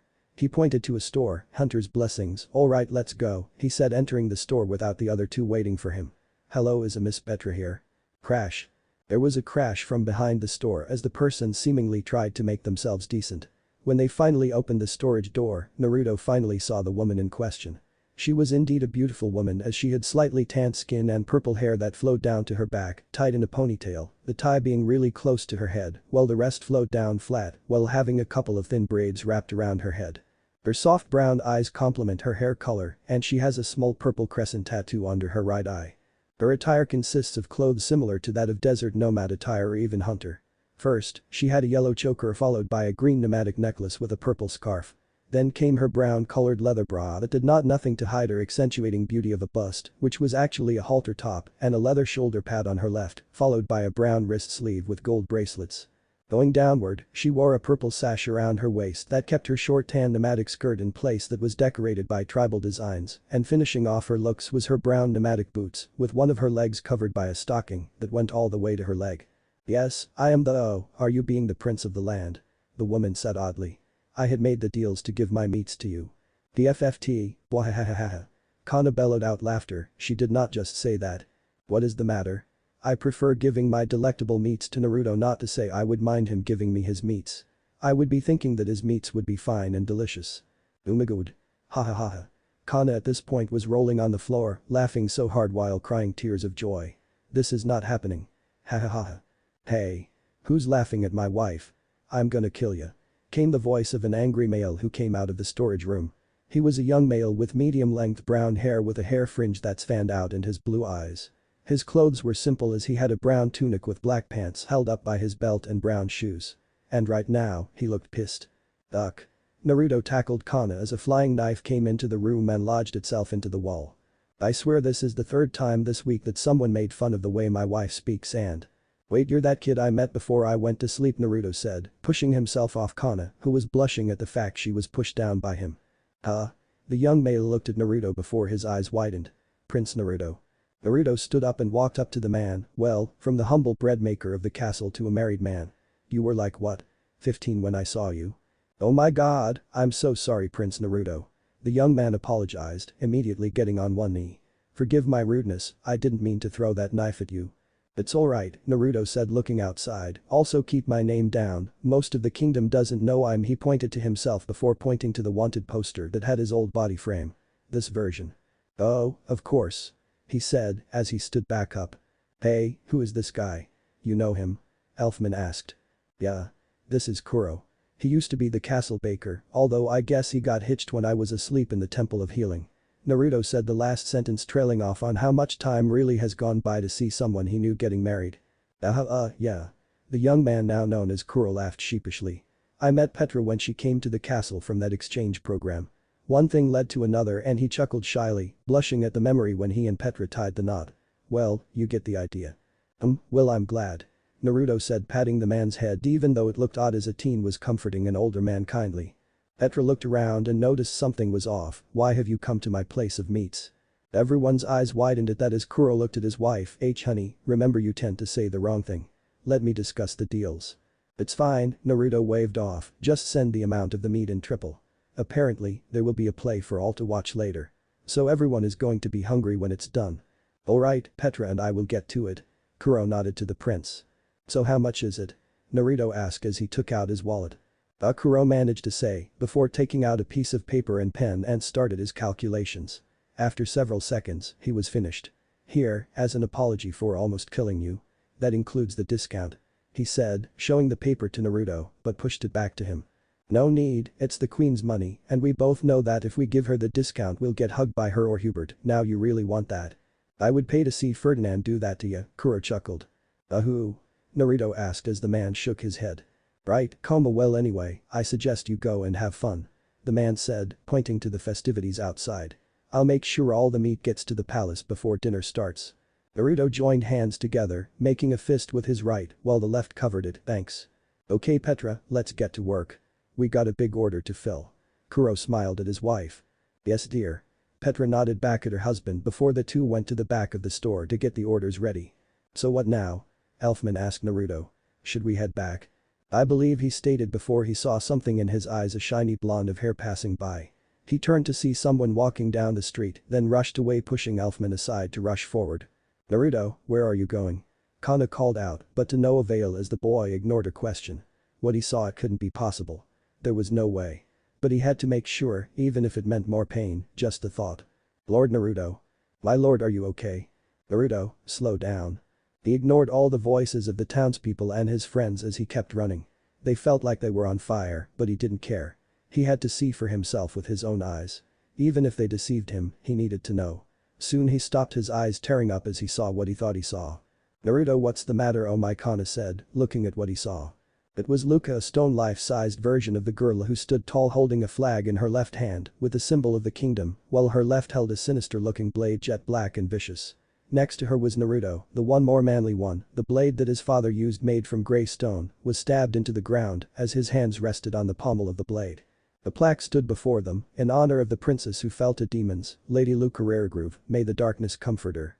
The young man looked at the blade the statue held, Luca's statue, and frowned. Luca. That's Luca. Elfman managed to say. Yes, it is, Naruto muttered slowly. Kana and Elfman looked at each other, then back to Naruto. They then nodded at each other before walking up next to him, clapped their hands together and bowed down for a simple prayer for Luca's soul to find peace. What are you? This Luca. If you hear us, please know that we will make Naruto happy in our guild. Please watch him from afar. Kana said gently, hoping her words would be heard. Also sorry if you like Naruto, but I will hit that sorry again.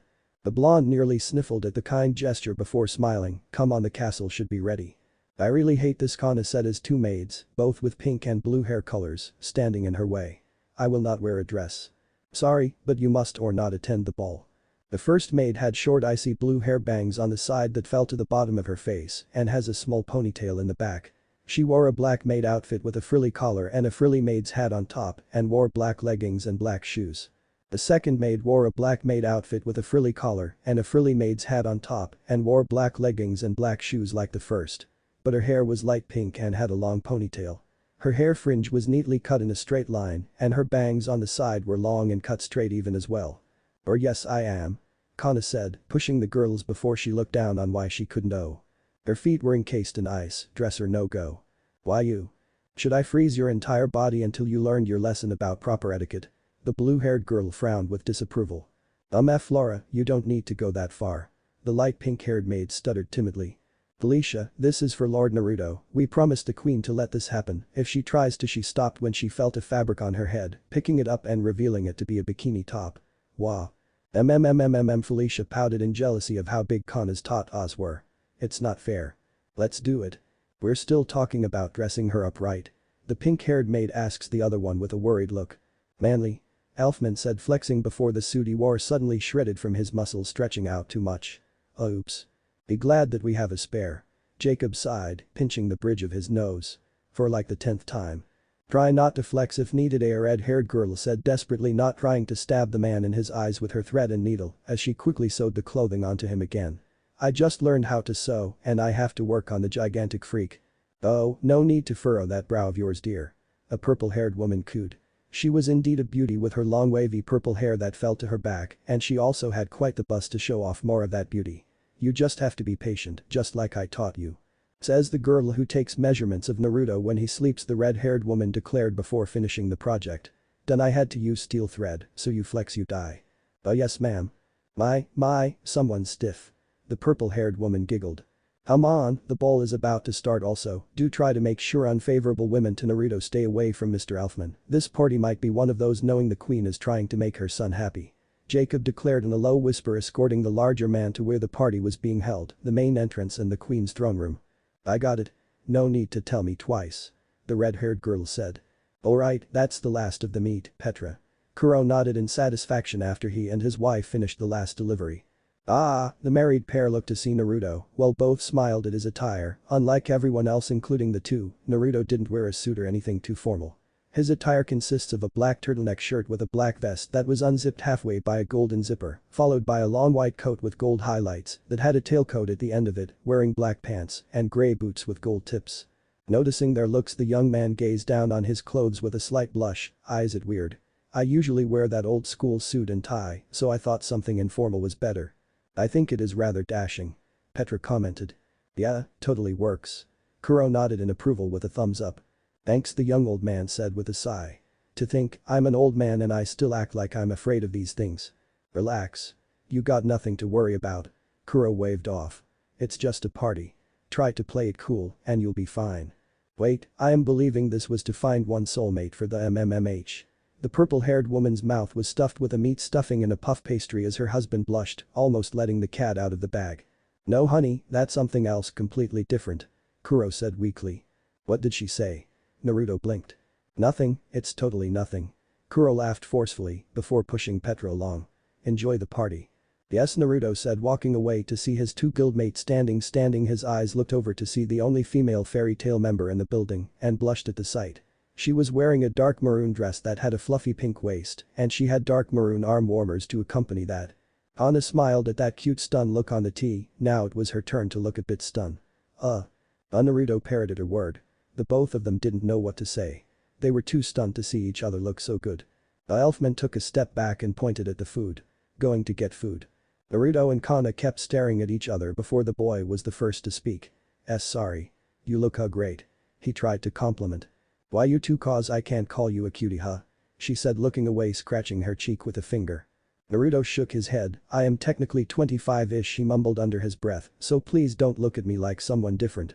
What are you talking about? You're still you. Kana pointed out. No you and Elfman have been treating me like I'm something odd he mentioned looking hurt as the young man looked down. I'm not different. Well fairy tale does have a bunch of oddballs, but you're still one of us. Kana said. Never mind I guess you don't get it. Naruto said walking away from the girl coldly making her look at him in confusion. Wait. Kana said, grabbing his wrist, turning him around. I don't really do emotional things well. I still have some issues to work out, but I want you to know she brought her hands together to fiddle her fingers. I want to know you better, because I can understand how it is to lose someone you love. You have. Anna nodded, my mother, she was the sweetest woman in the world, raising me by herself no less. She then looked down. But my father he mostly wasn't around growing up, mainly because of the amount of jobs he had to take. I can relate Naruto darkly muttered remembering the family he had before Haru saved him. She leaned towards his side shocking him to see a genuine look of kindness on her face, no teasing or flirty nature. It made his heart skip for a moment, so I'm sorry for earlier, please let's start out as proper guildmates. Naruto didn't realize, but for the first time besides Luca, Edelgard, and his new family, he didn't feel ill or scared being this close to a woman. He only smiled brightly at hearing her sincere words. Alright then, let's. Edelgard smiled as she watched many women talking to Naruto from a healthy space between him and them, along with only 2 or 3 girls at max. Although that new girl Kana being near him made the queen sigh. Hubert coming from her shadow chuckled, trying to get the prince hitched once more. His creepy and dark laughter only made the queen give her own feathery light giggling to his question. It is a mother's duty to secure her child's future, but none of the girls I have chosen seem to fit his wants. Camellia for a doting sister, Hinoka for a protective sister, and so many others, even our own staff was also tossed into the ring. Quite so. Hubert agreed as he looked to Kana. Are you certain of this one, though? A woman who is kind of a floozy is worrying, but if she does marry Naruto that is fine.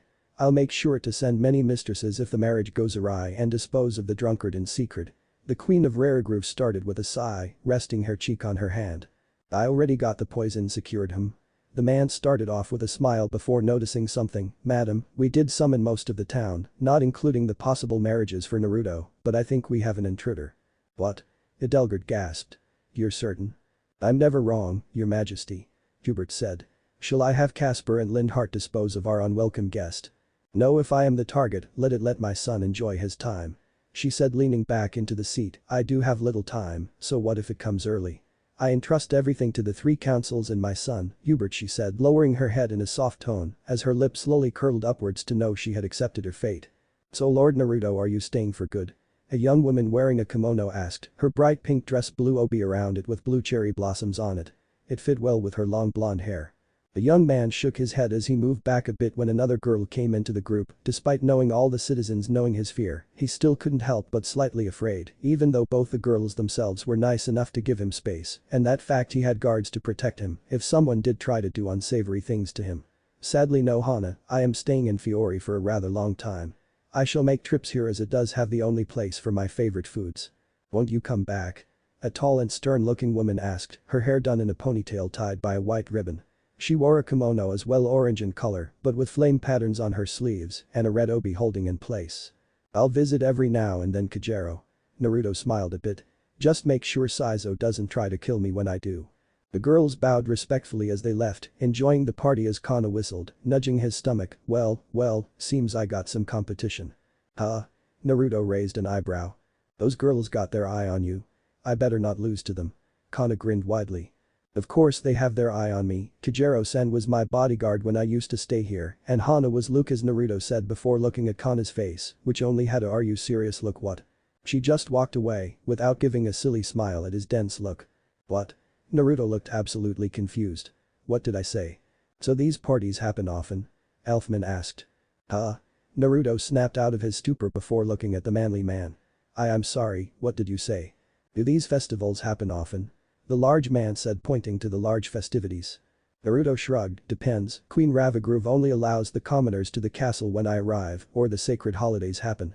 The boy stated as he smiled, this one is the few holidays when my father, Haru Glory, and Lucia Ravagruve, finally became allies and buried their past when they meet again. Oh, I guess that makes sense. Elfman shrugged. By the way, what's with Kana? She looked upset with you. I dunno man, something about girls having their eye on me. He then looked at the tan man with hopeful eyes, you know what she meant. How the hell would I know? Elfman shrugged again. Everyone soon the voices of the main hallway silenced when Hubert spoke. Our queen has words to speak. Adelgard stood up from her throne as she looked at each and every one of them. Everyone, I thank you all for coming. As today marks the anniversary of the betterment of the kingdom when my husband and I ended our feud with the Rave Master, Haru Glory. Now, we are the envy of many continents, Fiori, Symphonia and the elemental nations. She said slightly ashamed when noticing Naruto's painful gaze. But as much as I would like to take credit. She ended that sentence with a light humorous tone, it was thanks to both my deceased daughter Luca and my son in all but blood who inspired us to also lead better lives. So Naruto Ravagruve Glory, stand up and stand beside me. She announced as everyone turned to Naruto, all warm smiles and kind eyes, it still made him blush immensely. Nervously, the young boy slowly walked over to his mother, all eyes staring at him, to the point he was sweating bullets. Eventually, he stood next to his mother and all eyes were still on him. Naruto sorry for this Adelgard stated before suddenly speaking once more, as you know we named him my sole heir. So any woman who earns his heart is allowed to marry him. Ehhhh. Naruto screamed out girlishly, astonished at the audacity of his mother's words. I'm sorry Naruto.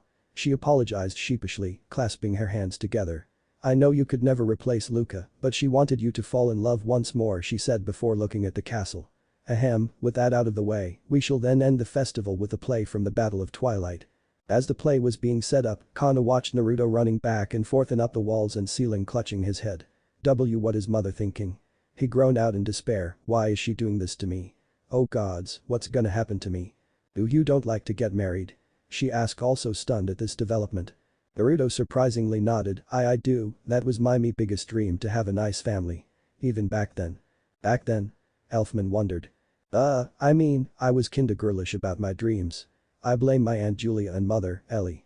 Naruto repeatedly said. But now? I might be well over the age for marriage in terms of royalty, but most of these girls were like kids when I saw them before entering my sleep. Oh right, you're 20-something years old. The manly man remembered. Right, most royalty wed at 15 if I didn't fall in that coma, no doubt mother would have done the same thing back then. Naruto said slowly, realizing that it was going to happen eventually. Wait see Kana you said we're guildmates right? Naruto blushed as he could barely look at Kana who also started to blush at his innocent look. Why yeah. Kana said as her heart raced faster and faster. Do you think we're more than that? Naruto questioned. Best. Day. Of her life. She's what? Adelgard screamed out with Hubert and Jacob holding in place while holding a one-line axe in her arms. The pregnant Naruto stuttered as Kana also turned red as she nodded. Quick recap, Naruto asked Kana to pretend to be his lover while is bearing his child. That part added by Elfman. My lady, the pregnant part is untrue. Hubert stated as the woman seemed to calm somewhat. How do you know that? Adelgard said. He pulled her to the side and whispered into her ear. While dressing Camilla P. No hormones only a few selected words were heard as Kana felt her eyebrow twitch. Did he really check her P to see if she wasn't going at it with Naruto as a precaution? I see the queen said but shocked her head, alright, so let's. But they are indeed a couple. Hubert smiled and he winked at Naruto and Kana, a scary sight to the Fiori woman, but comforting one for Naruto. They hold hands, gaze into their eyes passionately. I believe Prince Naruto has home in Fiori for the time. Adelgard looked worried before nodding, alright, you two stay, Hubert entertained Elfman. The advisor only gave a weary nod as Elfman lifted him like driftwood. Yosh, let's eat. He said, running through the wall, as Jacob ran his hand over his face when seeing the huge hole in the shape of Elfman lifting Hubert. I'll fix it. It left the three alone until Naruto's sharp glare made the queen toss her weapon to the other side of the room. Do you love each other? As all the women asked, a soft look came into her face. Yes, Naruto nodded softly. Are you sure? Yes. Alright I give you my blessing the woman hugged her son tightly, don't be afraid, I would always accept your lovers if you truly love them. Kana dear, let me hug to let you in the family. Oh, you don't really have to. Come here. Adelgard gave no room for Kana to protest as she hugged her. You break his heart and you'll break. She whispered coldly, so much that Kana swore her blood had almost turned into slush. UMG glad to be part of the family. Kana laughed nervously. Kana. Alright, so kiss each other and let's go. Edelgard claps her hands, I want to see my baby finally kiss his beloved. What? The two said, but the earnest face she had on made them realize she really bought it. Go on, you two. Kiss. Edelgard encouraged them, eyes sparkling at the thought her son will finally get over his fear. Well. Honey. Shall we? Kana blushed with a smile at Naruto. Naruto nodded, closing his eyes while shaking violently, or would have if he didn't suppress his fear. He felt Kana stepping right in front of him, he felt her hands touching, then felt their hands on him. They're not here, he prayed quietly, feeling scared until he heard a voice. It's okay, it was Kana whispering softly, soothing his fear, unknowingly calming his heart. And he felt his lips touching warm soft objects, his shivering became pleasant. Of all the times this action happening to him was nice. He felt an odd urge to cling on to that feeling and awkwardly moved one of his hands to Kana's waist and the other on the back of her head. Deepening the kiss as Kana felt some heat starting to crawl up her cheeks. Oh okay, that's enough. Edelgard said, pushing the two away, keep it simple. Kana coughs into her hand, slightly embarrassed that she got into the kiss when they were supposed to just be pretend lovers, although she would be lying if she didn't enjoy the hell out of that moment. Why right, she dumbly said, trying to regain her bearings. Alright, come with me, I have to get you and Naruto something for the play. Wait, what? Kana got out as Edelgard dragged her and Naruto along. Hold on, slow down. Naruto stood there moving a single finger to trace his lips before a shaky smile came into his face. She smelled so nice, like nice rose with hints of cinnamon and vanilla still sticking to his nose. He can still feel her body heat and gentle voice, the young never felt this feeling as the times he kiss. Thump. Naruto felt his body hurt and his stomach curled and twisted to forms that it was never supposed to do. He opened his eyes and that was the nail in the coffin, he saw them all of his former family, staring at him like some kind of meat. Naruto gulped in fear. This was not good at all. It was at this moment that the contents of his stomach spilled out, Hubert. Naruto screamed out in pain, and like magic the man appeared from the shadows with a look of relief. Thank you Lord Naruto, that muscle brain Naruto. The man screamed, rushing forward when watching the young man clutching his stomach, then noticed the stain of vomit on the floor. Don't worry, he said, a dark aura came from his hand and placed on the blonde's head. Think about them and I shall remove them. That's not. Try. He orders, not caring if he loses his job. He swore an oath to both his queen and princess to care for Naruto as he would for them. He once hated that, but now he can't see him other than a part of their family. Naruto whimpered to think about them, but soon they faded like a bad dream. Hey, are you better? The man said as the younger rave master stood up shakingly. I need mouthwash, he weakly chuckled. Ah, so bad. The sinister-looking man placed a hand on the teen's shoulder. Wait, are you sure you can go back there? I can say to Lady Edelgard you ate something wrong. No, it's fine, it's totally fine, Naruto waved off. Just remembered that part of my life, but when he remembered Kana and what he did made the pain slowly fade faster. Kana's eyes widened as she saw Naruto sitting on a throne as dozens of people were bowing to him, his serious yet regal-looking Naruto smiling, dashing to her beside him wearing a lovely dress made for a queen. When the queen took her away, before threatening the drinker to not have sex with Naruto until they are officially married, told her to sit with Naruto in the throne when the play is starting, and now most of the girls are glaring at her for just standing next to him, she was both happy and scared. She leans to Naruto, what's this play about? Hoping to lessen the odd tense mood as Elfman caught her eye waving from the table with a blue-haired man trying to out-eat him when the food arrived. I don't know, usual on the day of unity, that's why we call this little festival. Naruto reminded the girl the reason for this day, it's about opposites becoming friends. How well, if anything it should be interesting. Kana said. Ah, it's starting. Naruto said as many people from the entrance made way for numerous handsome and beautiful people. He looked as Hubert as the man spoke, I am pleased to announce the best of the acting arts of the kingdom. The man lifted his hand as a single woman came into the limelight, wearing a blue dress with a blue cape that had the Ravagruve symbol. Hey, isn't that Naruto stared at the girl who gave a small wave to him and his lover. You know her? Kana asked. Greetings to all, I am Dorothea. She announced bowing to all the audience around her. I was pleased to hear that I was told to represent this year's play. And I choose one that is close, in honor of our queen's son coming to visit, I have chosen an epic that is true and recent. And I sincerely hope you all enjoy it. The young woman took a few steps back as another male came from behind with spiky hair but wore a black jacket with white crosses on them. Also donning long black pants with 2 chains on the sides of the pants legs. Lady Luca. Oh no, Naruto's voice went from exciting to scared in less than a moment. Naruto.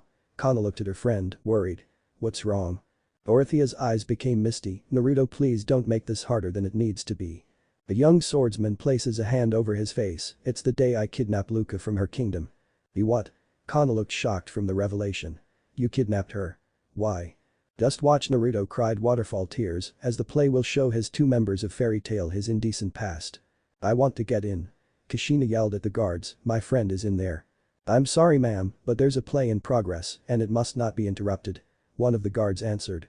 It wasn't the best night for Kushina. She decided to leave the boat and swim back to the country, although it was technically her walking for about an hour. Thank Kami for chakra walking, to spend the night fighting desert snakes, worms, and scorpions size of freaking semi-experienced summonings back home. Alright, she dejectedly sighed, walking away before running at full burst. Lemaine. She cried out as the guards caught her before she got into the entrance. Komian. Befreien disamilfen some sangriatum. Ma'am, you're not allowed in. The second guard shouted. Wait until the performance has ended. Then you can go in. The first one grunted as they struggled to hold her back. Just how strong was she? I thought the festival was open to all. She complained as another guard suddenly dogpiled them. Oof. Watch the hair. She yelled in anger when she felt her hair getting dirty on the floor. Only the street festival, the castle is only for the residents of the kingdom. Another knight said, diving into the pile. So you're not allowed in here. A fifth added, adding into the pile. Okay. I think you guys are not really taking this seriously. Kushina groans when the weight was starting to get to her. Wait, what's the quickest way to get into jail there? Slapping a knight. One of them said before Kushina smirked.